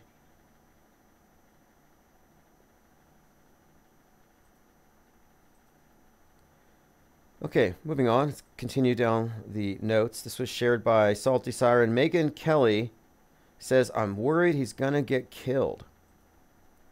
Let's see what Nicole Simpson has to say. I'm worried he's going to get killed. Right? Aren't you? I'm worried he's going to get killed. How can they stop it? Unless they treat... Now, I've been worried before. Like, I understand apprehension, anxiety. I understand that emotion. But I haven't been worried in a long time. Like, I don't worry that much. Now, if I was totally plugged into this matrix, I would be worried about Trump. My palms would be sweating. Like, thank goodness he's got a bulletproof shield around him now when he speaks, because he's in danger. Pray for him. Like, no, I'm not going to get involved on that level where I'm praying and I'm worried and I can't sleep. Like, this is an example of how I'm not triggerable. And Megyn Kelly, whether she's acting or not, is reflecting what a lot of people actually feel. People are worried. People are concerned. Treat him like he is the current president and respond accordingly with Secret Service assets. Trump is going to get killed. And I have nothing but concern and love and empathy for his family having to deal with that fact right now. Trump, for what it's worth, is typical Trump. I read you at the top of the show the statement he put out. Again, here it is. There were gunshots in my vicinity, but before rumors start spiraling out of control, I wanted you to hear this first. I am safe and well. Nothing will slow me down. I will never surrender. I will always love you. It's very possible, because she's a programmer. It's possible that she's not fully in the know about this operation, although I doubt it. But most of the pundits think it was real. Or they think it was a lot of them are questioning it. I see cognitive dissonance. Like, there's no way that's real, but somebody died. So they see it, they can't say it. And here's why. They don't have the correct frame of reference to put the fact of the fakery in its proper context. And to do so would open a can of worms they're not ready to face. If this, then that. If Trump's shooting was fake, then what? Well, then everything else is bullshit. And you bring people to that precipice, they're not going to take a leap. They're not going to go down that route. That's too big. That's an unswallowable pill. It's just too much. It's like, wait, if it's fake, then what about the reporters? What about the people behind them? What about the Secret Service? And then it shows that both sides of the media cover for each other. In other words, they're both involved in the psyop. What does it say about January 6th? Yeah, she's already sending condolences. I'm like, yeah, just go ahead and set up a funeral already. Throw a funeral for Trump, Megyn Kelly. She just read a eulogy. She's already like, and that's classic Trump. Like, this sounds like a eulogy. For supporting me. Sean Hannity over on Fox News reported that Trump said in a conversation to him, there's something very breathless and crisis actory. The way she's talking here. Very breathless.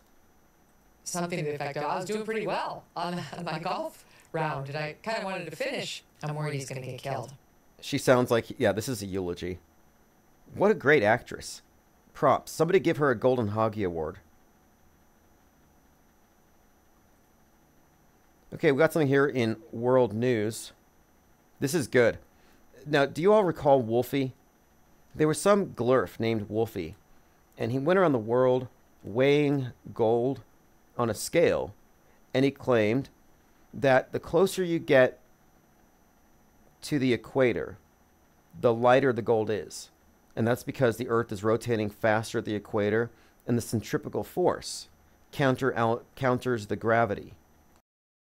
So you can prove the Earth is a ball by weighing things at different latitudes. So he shares his data, he shares his observations, and this is proof for a lot of people, yep, we're on a ball. Now, I didn't believe it because I don't trust the judgment of people who believe the news. And anybody defending ball Earth vehemently is a de facto auto-believer in all the fake news. So they're reality compromised. You can't really trust them. Take away their keys. Well, Neil deGrasse Tyson had made the claim that if you were on the equator, you would weigh 5 pounds less than if you were at the North Pole. And this was evidence for a lot of glurfs that the Earth is, in fact, a spinning ball. And we were laughed at by the anti-flat earthers as they promoted this idea that the Earth is spinning faster in the middle and it takes away some of the weight of any object. Well, here's Neil deGrasse Tyson talking about this. And guess what? Turns out he made it up, and he's admitting it here. Something I've been wrong about for decades. No. He's been wrong for decades, and this is the show Star Talk. He said, this is from, a talk show, Star Talk. The Earth bulges in the middle. Earth bulges. We are about 5 miles wider across the equator than we are pole to pole. Okay. Not only that, a slight detail, we are wider just below the equator than at the equator. We're not a perfect sphere. It's a spheroid. It's an oblate spheroid. Okay. And we're slightly wider below the equator, so we're... He's explaining how we're on a pear, and we've talked, it's chubbier in the middle, kind of like Neil. But here's where he gets into what he got wrong. He said he spent his life saying that you're lighter at the equator. If it's trying to fling you off the Earth, Okay. but the force of gravity is resisting back, by what force is it trying to fling you off? That upward centrifugal force subtracts from the gravitational force that the Earth is trying to put on you. It's subtract. Okay. So Chuck, what do you weigh here and now? So Chuck says he weighs 192. They round it to 190. And he says if you go to the equator, you're going to weigh 185. If you do the math, you run to Ecuador, you will not be 190 pounds. You'll be like 185 pounds. So there's science. And this sufficed for a ton of glurfs. Well, fast forward a little bit. And here he says, turns out I was wrong. That while you are closer to the center of the Earth, there's less mass pulling on you. These two, principles, if you want to call them, they cancel out. Yes, they exactly cancel. The fact that you have the whole Earth pulling on you, yet we're spinning, right? Okay, so you have all the mass of the Earth, but the spinning, so that makes you weigh more, but then you're spinning, that makes you weigh a little less, plus the Earth is a little wider, so that makes you weigh a little less. Okay, you get past the word salad, and I'm trying to save you from a lot of this stuff, and he says it turns out it's the exact same weight wherever you are on the pear. Wow. Guess who's not moving sideways at all? There's no sideways velocity. It's Santa Claus on the North Pole. So if you weigh Santa Claus on the North... Okay, he's talking about Santa Claus and pear-shaped Earth, stuff that glurfs believe in. But at the very end, he says, however, you would weigh the exact same. Oh, he still weighs... Yeah. The same. That's pretty wild. It's wild. Except you're floating out there. So he's been wrong for decades, and he comes out to admit it, which is good. Kind of like Joe Rogan recognizing that the moon landing was a hoax. Ashy Dog says Neil is wider below the equator and above the equator. Yeah, well, Neil is not a spokesperson for NASA or anything. He's just a podcaster and a entertainer who was a little creepy with Kate Perry, if you recall. But anyway, that aside, his argument for the Earth's oblasity, it's an oblate spheroid, also attached to it the idea that, you could actually determine this. You could determine that it is indeed fatter in the middle because of the fluctuations in your weight. And then I found something else in the comments, and this is from a few years ago, where someone had said, you can buy gold at the equator and sell it at the poles for more money. And then P-Dub said, the gold industry is well aware of this phenomenon. So they balance the way gold, and they aren't subject to this discrepancy. So according to this internet expert, all of the gold experts already know about the oblate spheroid. And they have to ask you, well, where did you measure this gold from? Where on the oblate spheroid were you? Where on the pear were you? Dirk says, I can't stand these liars. Joe Rogan and him are friends. Agreed. Frank Murr says, Neil Cosby. Yeah, I was going to bring that up. I mean, it's just old dirt. But in 1984, allegedly, Neil deGrasse Tyson Cosby'd some poor woman. And, don't drink the pudding, don't have the pudding pops. Let me see if I can find that article, actually. Neil deGrasse Tyson, 1984... drugged. Yeah, here it is. Now, he denies it. But according to her blog post, she was drugged by Tyson. This is from CNN. It was one of these Me Too things. Last month, three women told Pathos that Tyson harassed them, made uninvited advances. And then it goes back to 1984, where supposedly she was drugged. Horrible story. I don't want to delve into it, but we might as well, because he's part of the club, obviously. Tyson allegedly, I don't even want to read the stuff. We'll just say it. He Cosby'd her. It's all alleged. He allegedly Cosby'd her. And how much of this stuff is believable? I mean, this P. Diddy stuff. I'm expecting it to be a big nothing burger. Dirk says, I see through liars. It's a gift or a curse. Once you see the truth sets us free.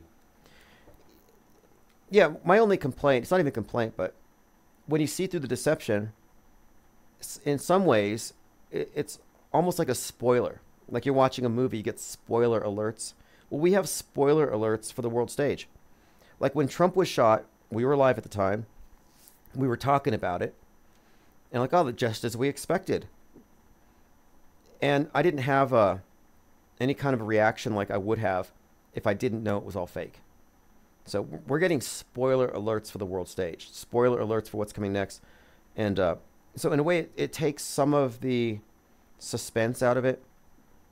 You know, I'm not experienced, and I don't think it's necessary. Do you need to be triggered? Do you want to ride the roller coaster? Do you want to be concerned with current things? And when you unplug from the stuff, yeah, maybe it loses some of its fun, but at the same time, what do you gain? It frees up a lot of your bandwidth. And you can use that extra bandwidth for all kinds of useful things, like deconstructing fake news, or just living your own life. It's like malware. They implant malware for your mind. And this IPR is really there to remove that malware. Like you don't have to spend your entire time debunking lies because you figured out who the liars are. You could just categorically reject entire claims, entire sources. Messianic Charlatan says, DeGrasse Tyson was conspicuously doing interviews with comedians. Comedians are used against us. It's the Illuminati's secret weapon. Yeah, no doubt. Look how they use comedians as limited hangout operatives. That's what I'm calling Joe Rogan. Joe Rogan is a limited hangout operative. Then you got people like Dave Chappelle, similar. A lot of these high-profile comedians have a job. And the job is to float fringe ideas out there so they can control them. And that's because fringe ideas generally contain a seed of truth that may originate from outside of our world stage.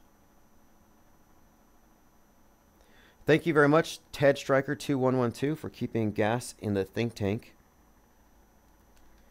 Big news for the think tank. Let's go ahead and discuss this briefly. We had a failed, well, delayed launch of the Insider, and that's because it was a little more expensive for the low volume. But the Insider is going into print, and I'll have copies in hand, and it's going to go into distribution next week. Issue number 2 for October is in production. I have the templates, I have all the content that I need, and people submitting me stuff, and so we're just getting started, but the Insider is going to hit the streets, and this has to be a physical print publication, and that's because we're exiting the metaverse and entering the meatverse, entering the real world. High quality, high definition laser printing. It'll be chock full of memes, QR codes, so every story, everything we talk about has sources that you can easily access just by scanning the QR code. It's a reciprocal with the digital version, and this is just the start of the next phase of the IPS think tank because it's a product of what we do. All of our best ideas, our observations, our memes are going into this tabloid format. And so if you read the tabloid, The Insider, you will be an insider to the world stage. And this comes from that perspective. This isn't for truthers. We're not selling fear. We're not selling alternative media. This is 100% parallel media looking at this from the off-world stage perspective. One of the headlines, Disease X is a mind virus, X is the vector. The hoaxed assassination attempt on Trump. Skepticism, a cure for mind AIDS. Opinion, why the flat earth question makes glurfs insecure in 2024. And much more. And these copies will be made available. There's a couple of links I would send you to. It's on Ko-Fi, but if you go to insider.online, this is a site that's specifically dedicated to the tabloid. It's all linked here. So the insider.online. And again, it's not going to be made available till I have it in my hand. I want to have the physical copies here in the office. Dirk says, I agree. I've ruled out 99% of the right wing, 99% of the left. It frees up time to watch people who tell the truth. Yeah, one of the phrases that I hear and I heard it a lot more last year, is attention economy. When I heard that, I realized we're no longer people. We're not individuals that they're trying to reason with. Now we're just part of demographics, and they're trying to game the system to get the most attention from us. And that's what they want, attention. And you could pay attention to the next mass shooting. Oh, look, 10 people died. Oh, no, it's 33.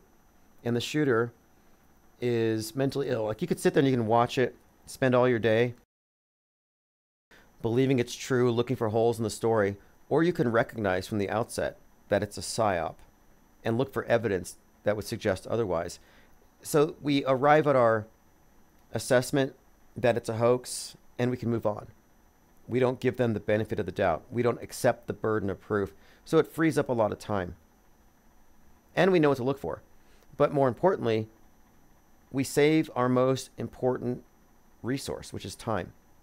You know, the attention economy, it's about taking your time. And this whole cult that runs the world, it's all about controlling time and space. They want to lock you down and occupy your time with brainwashing. But it's all time and space control, which is consistent with Saturn, the god of time and limitation.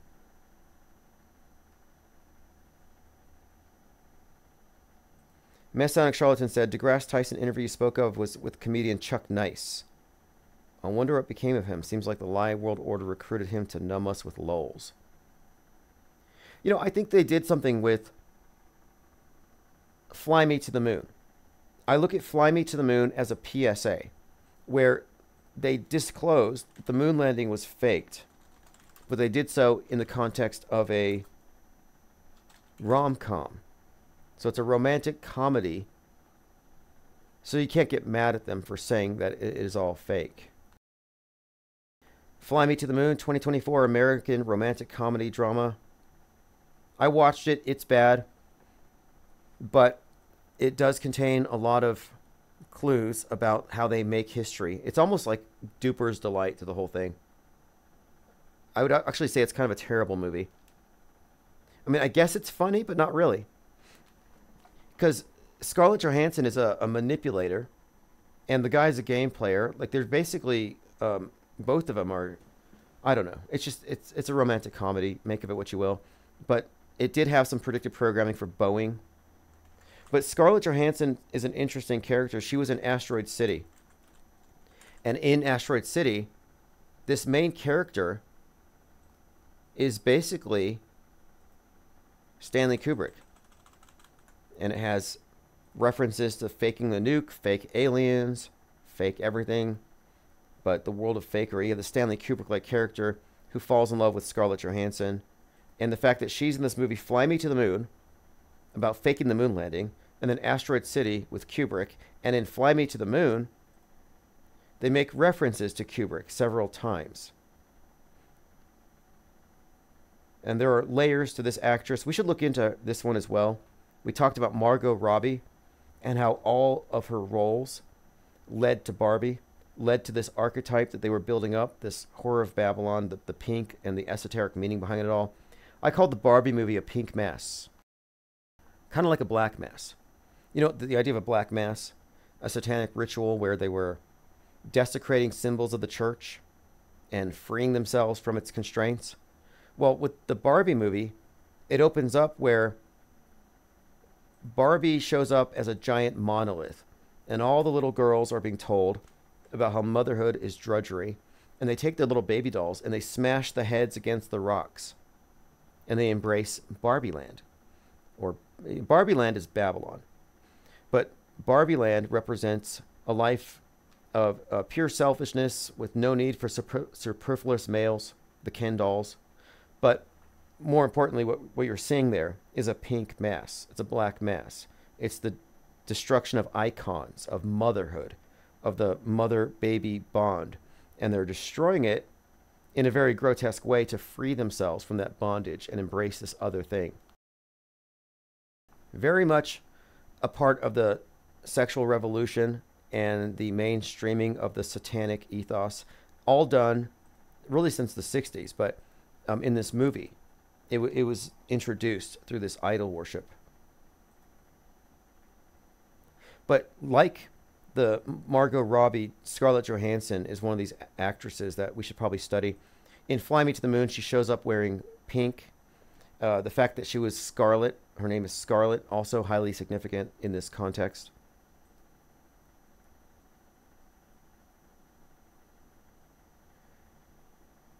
Okay, let's continue. Travis Cloud says, Matt D got good vibes today. Good for you, buddy. I can't see Matt D, unfortunately.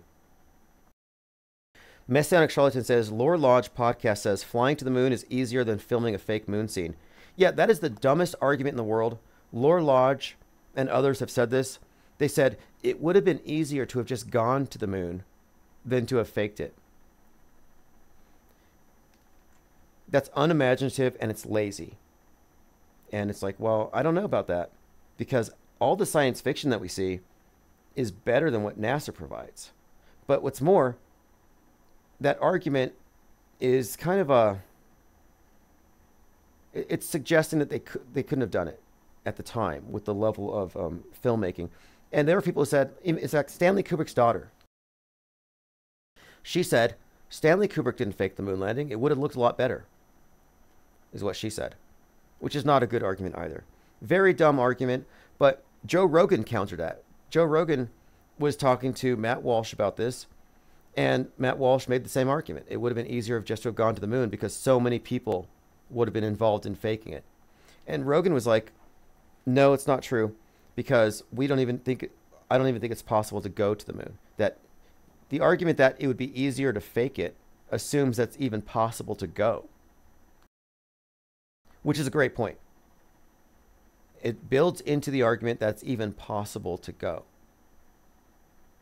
But they're very comfortable. A lot of people are very comfortable making these claims because they have accepted the argument from authority that the screen represents. I saw it on TV. And the argument that there's no way they could fake it, too many people would be in the know, that's a dumb argument. That argument doesn't factor in compartmentalization. And I could provide numerous examples. You can look at a big movie production, something huge, like Lord of the Rings, or you'll go Lord of the Rings. You have thousands of extras. You have so many people involved, craft services, all of the actors. Then you have the camera crews, the stage hands, the art direction. So many people involved. How many of them knew exactly what was going to happen at the end of the movie between the main character and the bad guy, like when it comes to the details, like the final scene, the climactic scenes, a lot of these things wouldn't be known to anybody outside of the room, those who read the scripts. And it's like, so in other words, even the big movies like this, regular movies, are necessarily compartmentalized. You wouldn't expect that the janitor is going to know everything the director is going to know. You wouldn't expect that the people who are playing minor roles are going to be fully apprised of what's going to happen at the end. What's the major plot twist? Like, there are some things that you could consider to be secret. You have NDAs. So non-disclosure agreements create this compartment where some people don't know what's happening here. So the idea that the moon landing would necessarily have required that everybody involved in NASA would have known it was faked, no, that's not a good argument either. Or you look at the military, security clearances. Every unit has people who know more about their specialty than others. And depending on what they're involved in, there might even be walls up. Like, I was in units where I wasn't allowed to go to certain areas. I wasn't allowed to know what the people that I shared barracks with knew about the technology that they were working on. So there's just compartments. And there are penalties for talking. So why would NASA be any different? But the moon landing defenders are grasping at straws, and they're stuck defending some really bad, really cheesy footage. And that's on them. That's on them. It's fascinating to watch, though. Like, I'm watching this individual 3 days into this debate trying to say that the astronaut's face isn't bloated with a bulging vein on his forehead. And it's like, no, it is. He looks bloated. In fact, he went from looking like Butch, I think that's his name, the astronaut, is it Butch Williams or something? One of the stranded astronauts. Yeah, so he went from looking like Butch Williams to looking like Kim Jong-il. The way his hair was standing up and the way his cheeks swelled. I'm like, how did that happen? He just did a flip and he looks like somebody completely different. So I'm just going to show you. This is an example. This is from Synchromorpheus.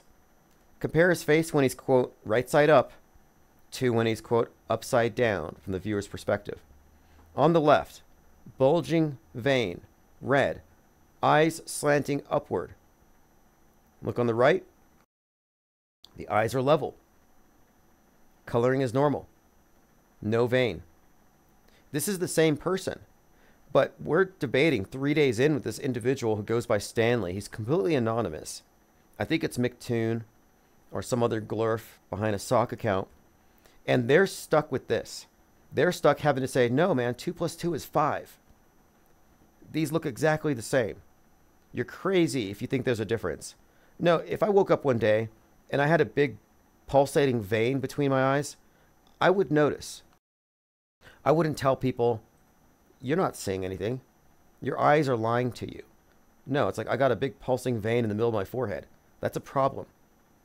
And then this, I look deeper. I watched the video closely because the guy said that I was cherry picking. So I start watching, and there's this anomalous black dot floating around behind his head. And over the course of 41 minutes, it moves. And I'm like, what is this? And I think what we're seeing here is that I don't think these guys are hanging on wires like puppets. And one other point, they'll say, this couldn't be wires. Well, that's a straw man argument because I'm asserting it's a magic trick. I don't know the precise mechanism by which they perform the stunt. I don't have the inside information. I'm not a magician. So when I say wires, I'm just saying it's a magic trick. But their argument is basically, if you can't replicate the trick, you must accept its outer space. If you can't describe how it happened, if you don't know the special effects, then you don't have an argument. And that's not a good argument either. Because if you go to a magic show and you watch David Copperfield, you're not going to know how he does his tricks. Does that mean it's magic? No. It means it's a trick and you don't know how it's done. But I'm looking into this and I found a back behind the scenes for the movie called Inception. Now, Inception is a Christopher Nolan, and there's a 7-minute video how Christopher Nolan shot the iconic Inception hallway. So here's a scene where they have zero gravity, and they managed to perform this with no CGI and no wires. They simulated zero G by using these, it's like a teeter-totter and a counterweight. Sequence to look like. He used a detailed storyboard. Let me get to the point here. Okay, here it is. This is it. Used for the zero gravity shots. The other was horizontal and could rotate, used for the shifting gravity shots. The third set was a hotel room that could also rotate 360 degrees, and it was used for both shifting and zero gravity shots. And Nolan had clear reference points for how it could be achieved. So we're talking about movie magic to create zero G, and they used a centrifuge. Centrifuge to manipulate gravity.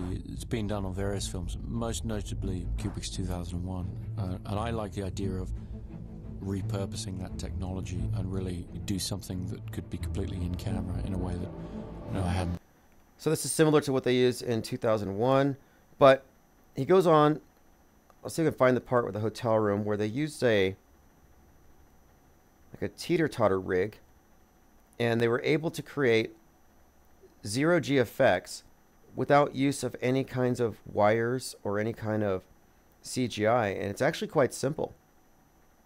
And so when we're looking at these astronauts, it may not be wires. They may be wearing some kind of a harness and there's some kind of a pole behind them. You just don't see it.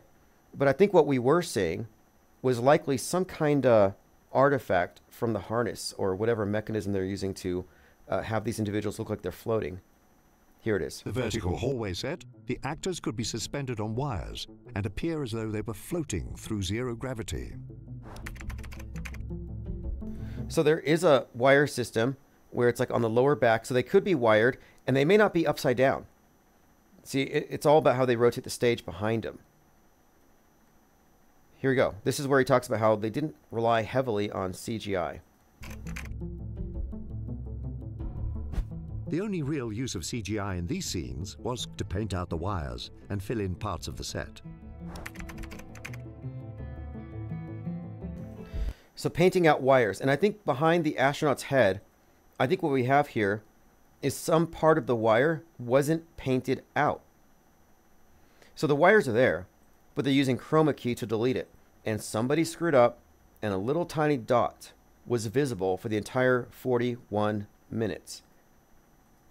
The second method eliminated the need for wire work altogether. Okay, here it is. This method is something they may be using. No need for wire work here, and you look how believable it is.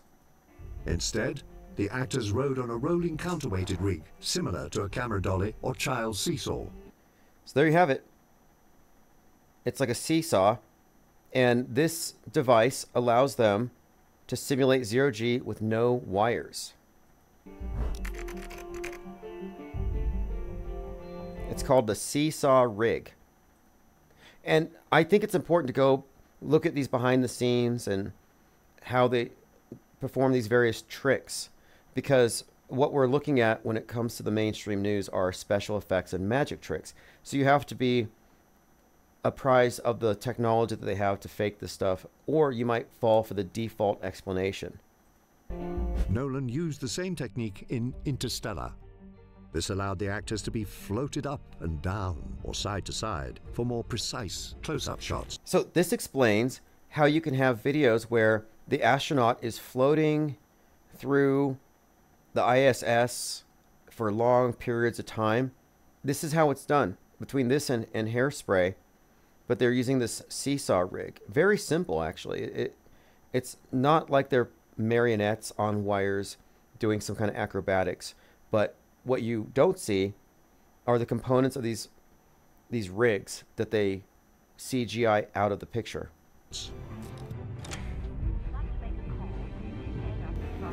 This is called How Christopher Nolan Shot the Iconic Inception Hallway Scene Without CGI.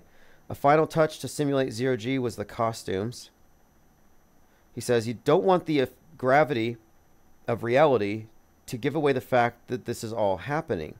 So when you're looking at the astronauts' clothes, I often mention how they look like they're stuffed and they're too tight and their belts are tight. And why do you need belts so tight in zero-G? Because your pants won't be falling, because what's pulling on them? You're in space. Well, they're wearing the clothes that are so tight and perfectly fitted because they're designed to not respond to real gravity. It's just part of their costume. So this is the designer Jeffrey Kurland explaining this. And explains, you didn't want the gravity of reality to give away the fact that this was all happening. So I had to wire his shoelaces so they stayed where they were supposed to stay. The pants were slightly stiffened so they didn't fall onto his ankle. Okay, there you go. So the pants are stiffened so they don't fall onto his ankle. So when we're looking at these astronauts doing their tricks and how they look so awkward, it's because their clothes are designed in such a way. Like I'm looking at Medusa, and her hair is sticking up, and her shirt is weirdly stiffly down around her waist, and I think that it's got some wiring inside, or maybe it's overly starched, but it's not going to give away the game. There's a lot of little things just to convince the audience that this was actually happening. Needless to say, realizing... So there you have it. Everything that you see in the ISS, you have to admit, even if you're a glurf, even if you hate people who criticize NASA, you have to admit it's fakeable. They could simulate it. And what's cognitive dissonance inducing for those of us paying attention is that this movie Inception is far more realistic than the ISS. And the ISS is real. They're orbiting the Earth. They're in zero-G. Why does it look fake compared to the movies? Doesn't make sense. 777 says, I love to watch the glurfs embarrass themselves. Same. They're flustered. And they have a lot to lose. You know, they really do. They're the ones who are super defensive and insecure about this. Isabel N says, Scarlett was born 11/22. Interesting. Thanks for finding that. Good point. Dirk Zink says, I work for the companies you're talking about. It's like the blind leading the blind.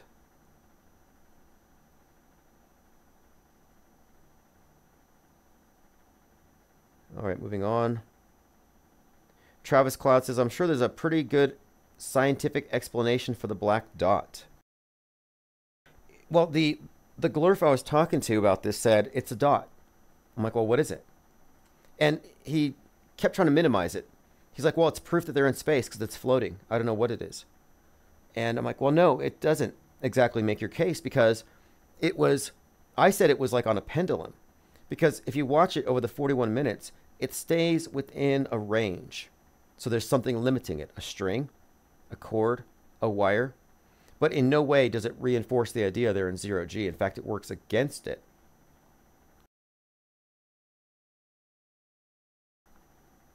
God Was Bored says, Penn and Teller show us, the show for us is based on the premise of other magicians fooling them. And sometimes the magicians can fool even Penn and Teller with the tricks. Right.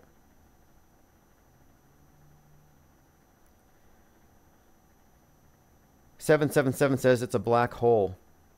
Yeah, it's one of those gravity pockets that explains why sometimes the astronauts drop things and they actually fall. I'm putting a link in the chat if you want to get a press pass. If you haven't picked one up yet, there's a link. Phones are open, 505-510-4226.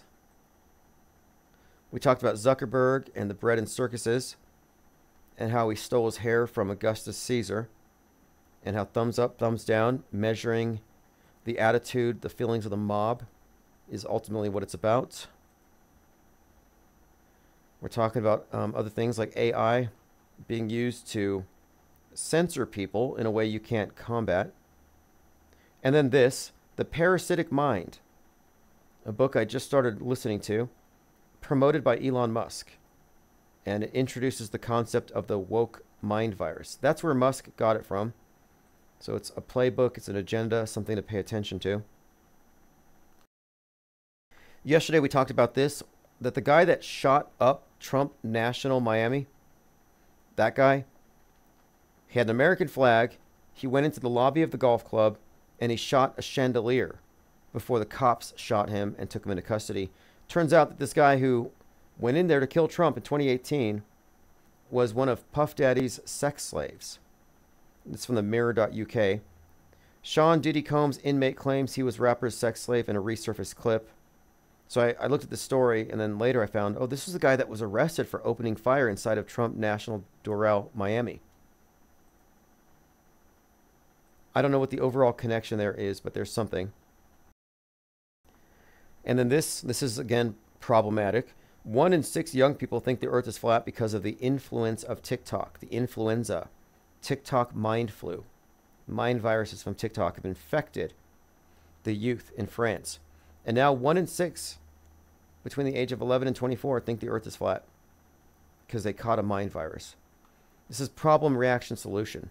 So the public is going to say, you know, if we don't do something about mind viruses, everyone's going to be a flat earther. We better shut down free speech before that happens. Lewis Albert Jr. says, the Globers have to defend their agenda because they stand to lose a lot of money if it's proven false. I'm mostly interested in people who vehemently defend it and act like it's their life's purpose to defend it, because most people don't know. Like the average person doesn't actually have a lot of information about what it is they believe. They just believe it because they're told to believe it. I mean, ask them. What's the circumference of the Earth? How fast is it spinning? What shape is the solar system? None of them know that. They're like, oh, solar system, it's a big sphere. Like the universe. It's a ball within a ball within a ball, and we're on a ball in the ball. Balls all the way out. No, that's not the case. The Earth's not even a ball. It's an oblate spheroid pear. It's shaped like Neil deGrasse Tyson. But the solar system is flat. It is flat. The universe is flat. Galaxies are flat. It's called conservation of angular momentum. Everything's flat, with the exception of the oblate spheroid. The universe is flat. So, to me, it's not even a shape question. The real question here is open or closed. open and closed systems. And the simulation that we live in is a closed system. Kevin Mooring says, all the shooters' pictures have the American flag shirts. Yeah, I saw that. You have, here it is. You have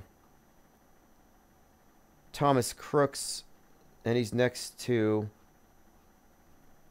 this Ryan Roush, and they both have the same shirt, the American flag on it. And then Crooks is wearing the flag around his neck, the red and the white. There's got to be a meaning to that. I don't know what the meaning of this is. Rapper Little Pump, he's a MAGA rapper. He has a Trump photo on his headboard. Like, that's weird. Like, I think that's weird.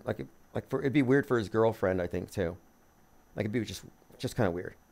Like, I can understand, and I wouldn't complain about someone's furnishings or how they decorate their house. Like, if somebody had a picture of, like, Jesus on the wall or something, or Elvis, I guess, it's, like, not a big deal, but putting Trump on your headboard, like, that's kind of weird. But the other guy, the other MAGA rapper, Horatio Blow, he has a Trump inflatable in his car. Let's see if I can find a picture of it. Yeah, he's got like this Trump doll that he drives around with. Now, I don't know if it's inflatable. It might be silicone. It might be it might even bleed and breathe. Some of these hyper-realistic simulation dolls can do all these bodily functions. So here he is driving around with his Trump life-size Trump doll. So what's weirder? Driving around with a life-sized Trump doll or having a photo of Trump, a poster of Trump on your headboard?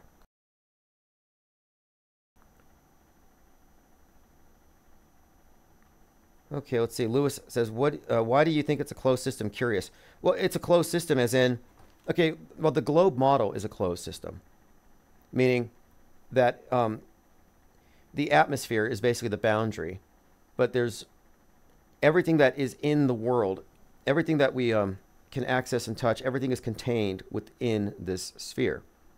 And there's no more land, there's no more water, there's no more atmosphere. This is it. But then you have the worldview, the one that's broadcast, and it's a closed system, meaning it's mainstream and it's alternative. Anything outside of alternative doesn't get included, which is, for example, the skeptical take that mainstream and alternative news are enhanced with special effects and psyops and simulation. So if your view doesn't include the conspiratorial view, doesn't include special effects, then you're closed. Like, I only believe what's on CNN, you're in a closed system. I only believe what's on Fox, you're in a closed system. I only believe red pills, you're in a closed system. So what I'm pointing out is that mentally, you're in a closed, limited universe of ideas. There's a parameter around it. Nothing beyond this point can be entertained. So the idea of an open system means we don't have all the answers. The model's not complete. Like, do you accept the model? If you accept the worldview model as given, and it is the territory, you take that leap, well then, yeah, it's a closed system. It's basically complete. If you think there's questions, there's more information needed that could upset the big thing, that it's an open question, it's an open system. And the way science is explained today is kind of weird. They're like, 97% of scientists believe climate change, therefore it's real. Well, what if the 3% have information that would contradict the 97%? Well, we're not going to listen to them because they don't agree with us. So that's the difference between a closed system and an open system, is the closed system doesn't allow itself to be contradicted. It's already assumed itself to be valid. Messianic Charlatan said, I rode a tall Ferris wheel and I definitely saw the curve of the earth when I was up there. Yeah, anybody who says they see the curve of the earth is essentially a pervert, because you can't see it unless you go, I think you'd have to go much higher than 33,000 feet if it was even there. Elephantus says, there's a 1981 Spider-Man TV cartoon with Mr. Frump. Yeah, someone messaged me about that the other day. The Fantastic Mr. Frump. A downtrodden homeless man who gets a hold of an ancient amulet that Dr. Doom had hoped to use to gain control of the world. Let me look at this one. Because there was a story where Trump is like $9 billion in debt and he gets a loan. It's like he made a deal. The Fantastic Mr. Frump, directed by Donald Jurewicz. September of 1981. And what is the deal with Mr. Frump? You said that Mr. Frump has a MAGA connection. Let's see if I can pull up some information here. The Fantastic Mr. Frump. Here it is. I think I found what you're looking for. Okay. So we're looking at an old episode. There's Dr. Doom, and he meets this Mr. Frump. If you want to give me some more details, I'd appreciate it, or possibly a link, but I'll investigate this. It looks like he makes a deal with Dr. Doom and has some kind of powers bestowed upon him.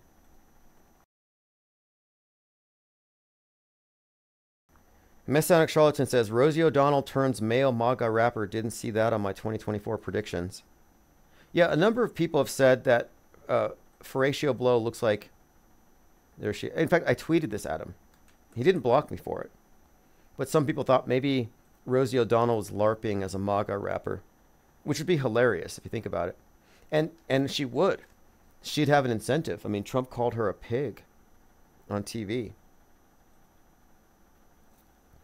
Okay, he says you have to watch the episode to understand it. They do a MAGA ritual.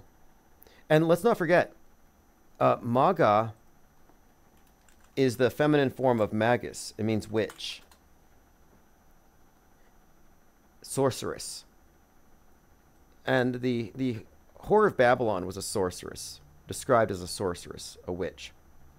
And I think this is all interesting because we're talking about this. Let's just get into the symbolism here. Because I was talking about Scarlett Johansson and the significance of Scarlett. But you have this narrative here, this story. The Whore of Babylon, the symbolic female figure and a place of evil. But she says that Babylon is fallen. And I think that references Make America Great Again. Because Make America Great Again is saying America has fallen. So there's this kind of connection. And then it's described, she says, Babylon the Great has fallen. And across her brow, it says, on her forehead was written, Mystery Babylon the Great. So America is Babylon. So make America great again. Make Babylon great again. Because Babylon has fallen. America has fallen. So make it great again. So MAGA does have a pretty strong connotation. And what's more, in Revelation 17, she's described as being in scarlet.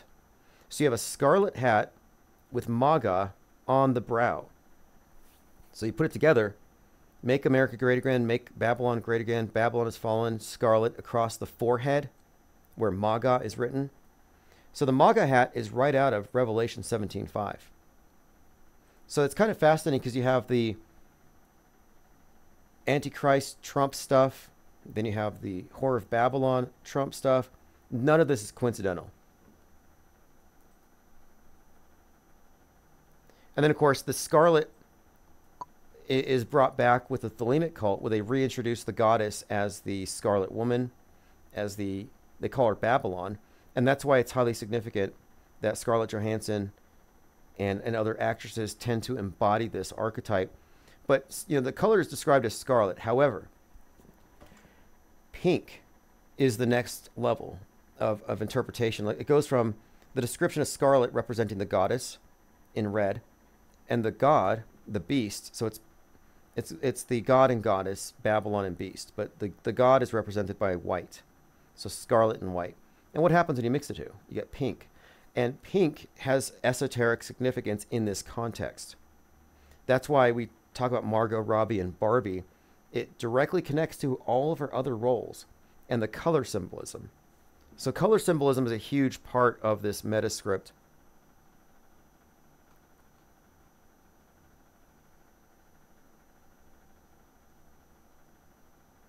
Okay, let's see what else we have here. Kevin Mooring says Colin Farrell's makeup and penguin is so real looking. Yeah, if I wasn't told that was Colin Farrell, I would not have known. I thought that was the actor's face. And you know, it's really good. I watched the first episode. But when we're looking at the stuff, we have to remember that they've had this technology for a long time. So someone is saying, "Oh, well, what about AI? What if it's way more advanced than we think?" Yeah, absolutely. But I think that the truth of it is they've already deep-faked us with hyper-realistic masks and bodysuits. I mean, I'm not pointing fingers yet, but there are many people out there who may not even exist.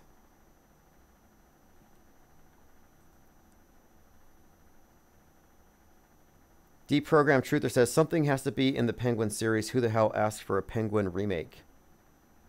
Yeah, the Batman universe, we talked about this yesterday. Batman, Joker, intimately connected with world stage events all the time. So Joker 2 coming out, big day to watch out for. The last shooter had the Joker connections. He was the second shooter. Joker 2 comes out. Beetlejuice 2, Joker archetype, same green hair. Something's going on. But it's absolutely wonderful, I think. As far as cinematography, the artistry, the acting, the costumes, very, very good. And I have been watching Bad Monkey with Vince Vaughn, and it has a lot of connections to voodoo. And now that we're looking at this Haitian thing and the voodoo and Diddy's tattoo on the back, there's some kind of scripting coming out of it. So I'm watching that series as well. We talked about this yesterday. Roseanne Barr waving around a gun, and nobody corrects her. The opposite of gun safety, armed and dangerous. A gun signed by Trump. And that's kind of strange. It's like, if you look at all the connections between Trump and the gun, and Trump and his shot glasses with a bullet in it.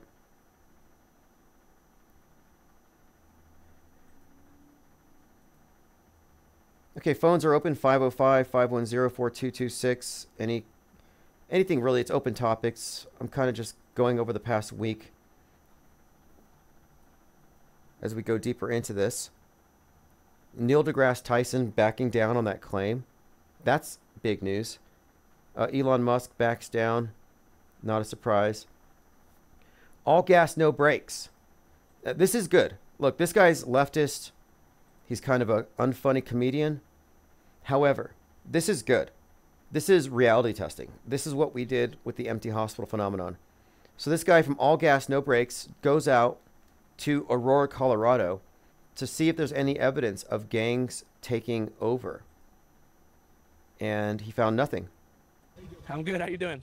What's your initial take? What do you think? I don't see anything that lets me believe that there's a potential migrant takeover of this neighborhood. I'm always willing to readjust my stance based on evidence, but so far, I haven't seen anything that suggests that that's true. The Venezuelan gang thing is likely propaganda to try and shift voters red. Why do you think that they would seize the migrant issue in particular right now? Because that's all that MAGA has to offer is border. So he's going out on the streets and he's talking to people. Control, right. And no, they don't have any evidence of it. It's fascinating because you're watching something on TV or through the internet. And you're like, wow, gangs have taken over the apartments and the Hells Angels are coming from California. This is what I mean by saying that being skeptical and objective, it's less entertaining. It's far less entertaining than the world of user-generated fan fiction and paranoid delusions.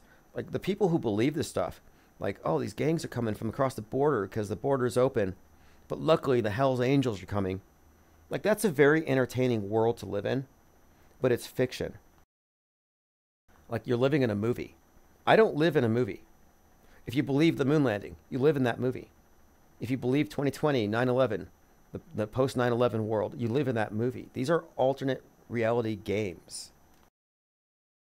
It's a game. And I use that acronym, government, academia, media, entertainment, just to make the point that it is monolithic. It's a unified whole.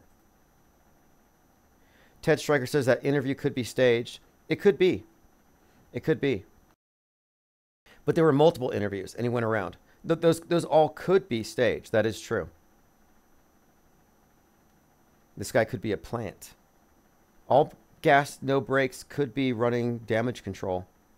However, the apartment owner and the people surrounding the situation have been roundly discussed, and it's well understood that this is not the case. It wasn't a gang takeover in that sense. The unmediated mind says, I try to send my gang to take over, but everyone is out of gas and just tired of being in a gang. It's hard to get good gang help these days. Yeah, I think it's just another example of auto-belief. So the people who believe the Hells Angels are the same ones who believe Chinese laboratories, are the same ones who believe second shooters, are the same ones who believe whatever they're told to believe. And what I like about fact-checking is that you're suspending belief until you can check for yourself. I wouldn't take all gaslighting, no brakes as a source, but I think what he's doing is a good idea. You know, if I knew someone in Aurora, Colorado, I would say, hey, go knock on some doors. Record it. And that's what we're going to be doing. That's why I'm issuing press passes. Because I'm only bringing this individual up as an example of what we should be doing. Like if Venezuelans took over apartments here, I would go down there personally and go record it. Or if I thought the Hells Angels were... And this Hells Angels thing is interesting to note because it's an annual thing. So next year, if we plan on it, we can record motorcyclists that don't even look like Hells Angels and just say, yeah, they're going over there to stop whatever is happening at that time. And people will believe it. You have these National Guard drills every year. They go out for 2 weeks and you see all kinds of equipment moving, soldiers, and then people, truthers, they see soldiers and they're like, oh, we're being taken over. It's like, well, no, these are weekend warriors. And I've been in the National Guard, and I don't feel the slightest bit threatened by the National Guard. Like, active duty is way tougher. When I was in the National Guard, most of the people would not be able to pass the PT test. So, like, I'm not worried about an uprising of National Guard. Quay says, Aurora is sketch as it is without the Venezuelan gangs. Yeah. I've read about this as well. It's like, what are we worried about? The Venezuelans are going to take gangs, like they're going to take jobs from Crips or Bloods or American gangs? Like, I don't really care. Let them fight it out. But Aurora figures big in the Batman story. Remember the Batman shooter? The Joker shooter? Now, that's an interesting thing we should bring up as well. James Holmes, Joker shooter. And when this story came out, they called him the Joker. It was just ridiculous. But the Joker shooter was in Aurora, Colorado, where Trump is going right now. And his last shooter had Joker connections. The previous one, Riddler connections. The Joker Batman connections are plentiful here with this entire drama. But the fact that he's going to Aurora ties in a couple of things. Go back to Machete. He shot over his anti-illegal immigrant posture. Why was Trump shot? Same reason. Why is he going to Aurora? Illegal immigrants, to call them cockroaches or rapists or whatever he's going to do. So this almost looks like you tie it together. It's like, I don't know. Aurora would be a nice place for them to finish this operation. You can see some headlines here from it. Dark Knight Rises, Heath Ledger, July 18th. And when, okay, now the Aurora shooting, a couple of things here. And this is all indication that it's fake. The trailer for a movie, it was a Sean Penn movie. And it was like a mobster movie. It's called Gangster Squad. And the trailer for Gangster Squad, listen to this. Gangster Squad had its trailer pulled after the Aurora, Colorado theater massacre. Why? Because in the trailer, you have 4 gangsters stepping through a movie screen and massacring the people in the stands. So the people who are there in the theater to watch Dark Knight Rising saw these gangsters come through the screen and fire machine guns into the crowded theater. After they watch this, the shooter comes in and shoots them all. You see how far back this goes? This is a pattern. There's nothing anomalous about predictive and concurrent programming. It says here, the original trailer was pulled after the Century Theater massacre due to a shot in which 4 gangsters fire machine guns through a projection screen into the crowd. Warner Brothers ordered the film back into production for a reshoot and a rewrite. So Gangster Squad, like The Boys, Assassination Run, it had to have a rewrite. They had to relabel it. They had to change it. Why? Same thing with Collateral Damage after 9/11. You see how common this is? Like those of us who have figured out what predictive programming is, we do need to drown out the synchro mystics and those who refuse to see that this is absolutely a part of the infrastructure of media itself, that they have blended the real world with the fake world. They are entraining us to accept their future fake news through the mass media programming. But the fact that you're watching this movie, and by the way, the people who were there were all crisis actors. It was fake. And down the street from where this happened, there was a medical school, I think called Rocky Mountain or something, and they were doing a drill that night for a mass casualty operation. Another thing.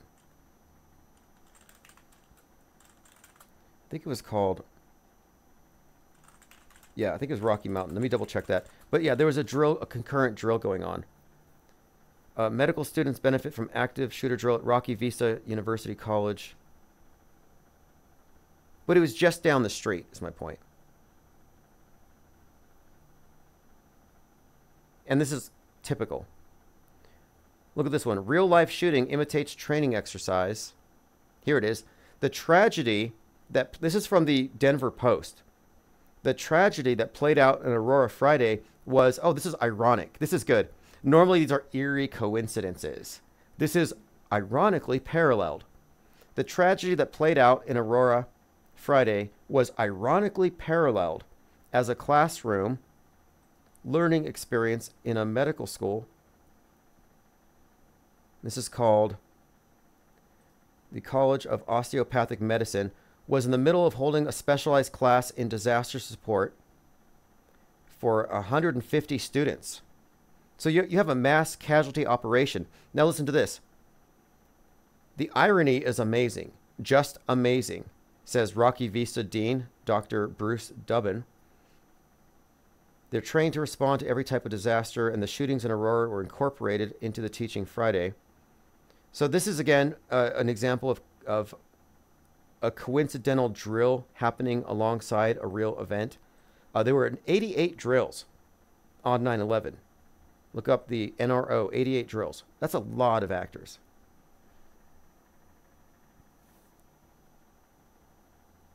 Quay says, Colorado weed has gone downhill for the most part. Almost a month weed free. Elephantus says, I thought they were doing Ebola drills in Colorado at the hospitals. Wouldn't surprise me. But, you know, what's strange to me is how, well, it's not strange to me, but it's, I guess it's just an eerie coincidence and it's ironic. But you have so many schools that do drills and then they still get shot. Like that last one we were talking about, that last school shooting with Colt Gray. One of the actors comes out, she says, oh, we thought it was a drill because we've been doing a lot of drills for this. So you've been doing a lot of drills for this, and then it happens. So what does that tell you about the drills? That they're ineffective? They don't work? But why is it that the performance of a hyper-realistic drill seems to be a predictor of the event they're drilling for? No, that's when they set the stage. That's when they prepare the PSYOP. That's where they tap certain teachers on the shoulder. Hey, do you want to participate in a PSYOP? It'll help get rid of guns.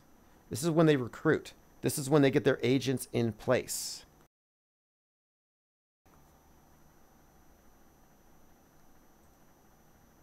But this is really good. This is a great example. Ironic parallel. No, it's not ironic. It's a feature. It's not a bug. It's not a glitch. It's a feature.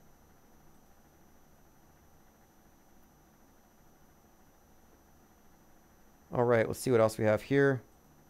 Looks like I got some gremlins munching on the wires here, so I'm a little... There we go. Fixed it.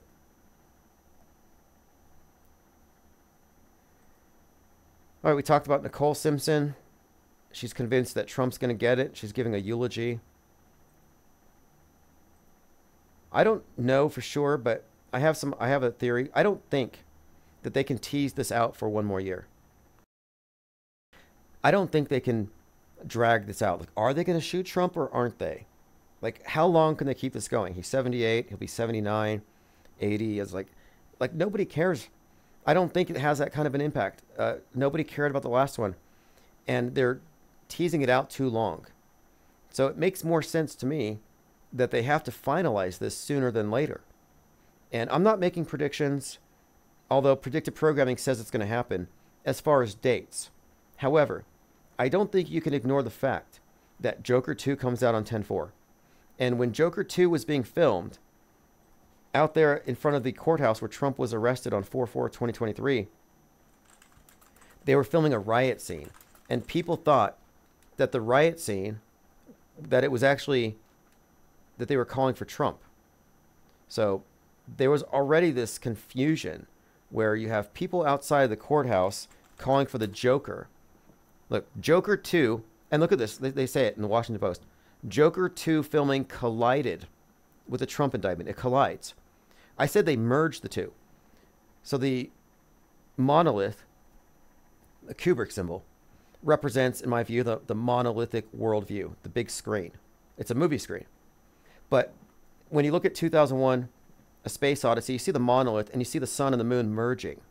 The sun represents your waking mind, your consciousness, your awareness, your logic, and linear thought, reason. And then the moon represents the subconscious, non-linear, insanity, lunacy, dreams, the dream world. And the dream world, or the imagination, the unconscious, the area that they really target with the movie programming, that's one aspect of it. And then you have the news. You have the real world as it's portrayed. So the symbol of the sun and moon combined represents the merging of these two areas, the dream and the reality. And they have effectively merged the two to where people can't tell real from fake, and the news reality is enhanced with movies. So when I say 9/11 was a movie, I'm not being hyperbolic. It was a movie superimposed over the real thing. So Joker 2 filming collides with Trump indictment. Filming for Joker 2 took place mere steps from where Trump is facing an indictment. After a week-long media circus, this is Joker 2 steals the show. I'm only pointing this out because we mentioned Aurora and the colliding of the Batman universe with the real world and how consistent it is. I mean, this is just one example. 4/4/2023, outside the courthouse, the public thinks that that big crowd is there for Trump, but they're there for the Joker. Then Trump's in the courthouse, and Robert De Niro's outside, and Robert De Niro's from the Joker, where he's basically a Trump-like guy who gets shot on TV. So it's every single example. It all ties to the same basic story. And we talked about the significance of Batman and Joker the other night, the duality of it.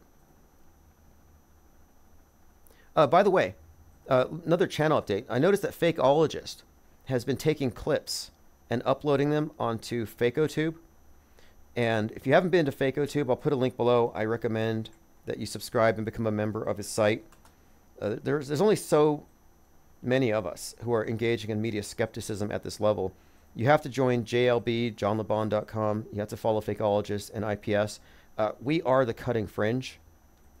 But he's uploading clips. And what I'm going to start doing is I'm going to download these clips and upload them onto the channel.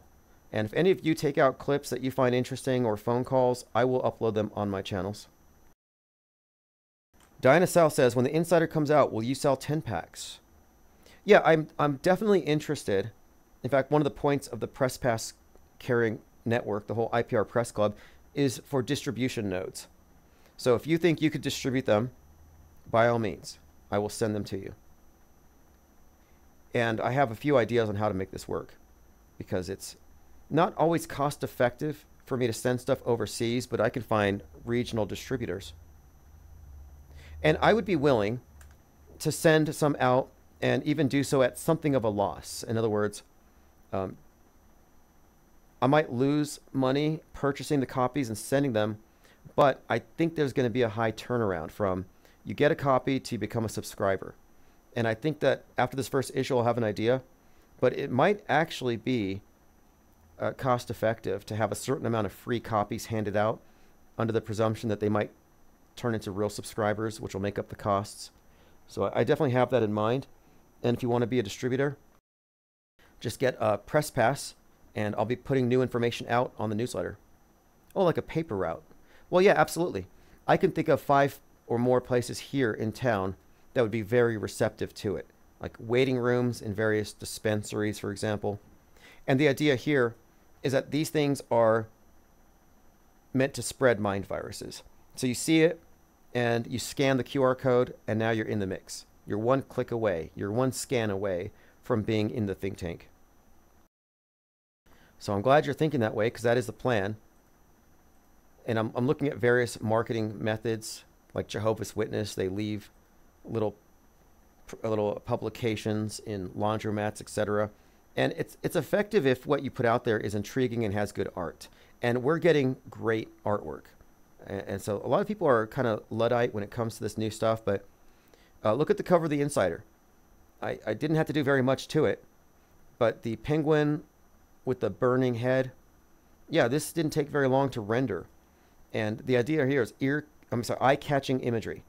And you open it up, and you see an interview, and it'll say, scan this code to download the MP3. Listen to the full interview here. So maybe you're reading an interview, or I have a conversation with, and I have one with, in fact, I have one I haven't published yet. And it's with Les Luthor. So let's say I put that in this issue, or the next issue. You read it, you're 2 pages in, and you want to hear the whole thing. You scan the code. So that's what I mean by a high turnover. We'll get a lot of people becoming subscribers, I believe. Oh, nice. Quay said, somebody shared the Beetlejuice head wound guy in Discord. Thank you. Let me take a look at that. So Beetlejuice has the waiting room for the recently deceased. And one of them, I was told, and I vaguely recall, looks like Donald Trump, and he has a golden suit. Here we go. Let me put this link up here on the screen. So I'm looking at Discord. And if you want to join Discord, go to ips.monster. I put a link in the newsletter. Okay, this is posted by Zen. Thank you for this one. He said, new video. It says, here's the guy in the gold suit Tim was asking for, slowed down to 0.25 as the screenshots were blurry. Notice no head wound at first. Okay, we got a whole video here. I think we have a clip. Yes, this is good. Okay, so I'm looking at the video. I'll have to enlarge it. So you see behind the actress with the red hair, you have the guy in the golden suit with the golden tie. And Trump was wearing his gold tie the other night. Okay, I zoomed in. Yeah, that is Trumpian. That is Trump hair. That is very Trump. Anybody seeing this? And Beetlejuice just came out. And Trump was just shot at, but it had already been produced.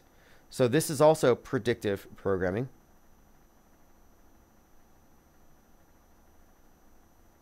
Let's see. Let's continue. We're just watching it in slow motion. I'm looking at the right side of his head. I don't see the wound on it. Okay, now we're going back. She turns around. And what do you see here? Yep, he's got the head wound on the right side of his head, right where the 45, 47 would be. Now you can see why I saw him, and I know this got dumped into my subconscious, but I didn't process it at that moment. as Trump with his head wound. Fascinating. Now, what was the release date for Beetlejuice Beetlejuice? It was Friday the 13th. Now, this, okay, here's another connection. And I mentioned this that day. It was just that 7/13 was the date. But 7 is Sept. And September 13th is when the movie came out. That's very interesting here, though. But you wouldn't have noticed this. Like, for the most part, a lot of this stuff is just going into your mind subconsciously. You're not even processing it. Great clip. Great find. Salty says scarlet hair. Yep. Exactly. Fascinating. This is, again, why we have a think tank. So if you go to ips.monster, this is why I say we are cutting fringe. Let me go ahead and say thank you to this person because I missed it. Thanks. Great find. So go to ips.monster. You can join the Discord or you can join Gilded. They're both fine. I spend more time in Gilded, but I will be spending more time in the IPS voice chat. And in fact, let me just mention this right now before we leave. Tuesday to Friday. Tuesday to Friday. My whole schedule's different. It's very much open. And so Tuesday to Friday, we'll be, and I'm also preparing for the upcoming AutoHoax Con. I'm going to be in the Discord server pretty much 24/7. Oh, Wikipedia says it was released 9/6. Okay. Let me double check that. So was it? It was released, I saw it here on the 13th. Okay, it got us September 6th. It showed here the 13th, but yeah, okay, the 6th. That's right, 9624. Kind of 666-y. But a couple of the points about this, and I mentioned this yesterday. So you have Beetlejuice with the green hair, and it's the second one. You have Joker, green hair, second one. And then we have the second shooter with the blue and yellow hair, which makes green. So again, there's something going on here. The second shooter, Beetlejuice, Joker 2. I think these things are all connected. And that's why 10-4 is looking very interesting to me. But what the hell? What the hell, Tim Burton? What do you know? I mean, Tim Burton puts Donald Trump in the movie. No wound here. Wound here. Great find again. I'm going to probably upload this on my channel. Gold suit. Trump came out with gold shoes after the attack. Said, let me get my shoes. Yeah, that's right. Gold hair, gold tie, gold suit, gold shoes. And the hairstyle, though. This is unmistakably Trumpian. That is Trump's hair. Anyone who's not doing metascript analysis, who still thinks it's real, they're in the movie. They don't realize they're watching one. They don't realize how your real world has been infused, has been augmented with the with a prefabricated version of things that's reinforced by all the entertainment. All right, this has been great. I think I'm glad we stuck around. I was hoping that someone would go watch the movie and catch that clip. So I'm going to put a link to this clip in the minds.com. So if you go to minds.com/Infinite Plane Society, that's where I post all of my receipts. It's just one thread, and every day, I come all day long, I'm coming across things that are worth discussing, things that we're going to talk about later, and I post them there, so I always have a reference. So if you go to minds.com, you can get links to anything that we've talked about, all of the Twitter posts, all of the video clips, etc. It's all here, along with screen caps from conversations that we're having in our servers.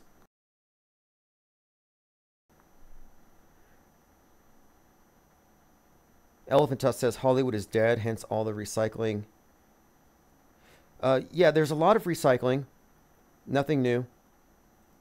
Isabel Ann says, when you see that your subconscious files away is real, then they program, all they have to do is suggest it as, yeah, that's it. It's post-hypnotic suggestion. There's a science to it. There's a science to all this mind effery. They know exactly what they're doing.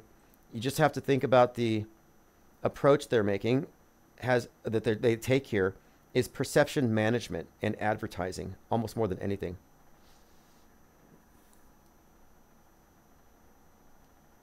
Then we have this. Let's see, there's a Trump event just canceled. Now he's behind plexiglass. I think we've pretty much covered everything I want to get into today, but there's going to be a lot more to talk about, as always, tomorrow. So we'll be live tomorrow. And then, again, Tuesday to Friday, we're going to be in Discord preparing for AutoHoaxCon. A number of people are going to be involved in it, and I think it'd be a good opportunity to kind of last minute make sure everything is ready to go. Yeah, mind softened, poking it into the subconscious, says Diana South. Exactly. Travis Cloud says the guy in gold also has a pin on his suit jacket, just like Trump. Yeah, it's just unbelievable. It's just blatant. It's in your face. And it's everywhere. And this is where our explanation, our understanding of it, trumps the whole synchromistic take on it. These aren't anomalies. These aren't bugs. These are features. This is standard operating procedure. These are not anomalies. It happens all the time.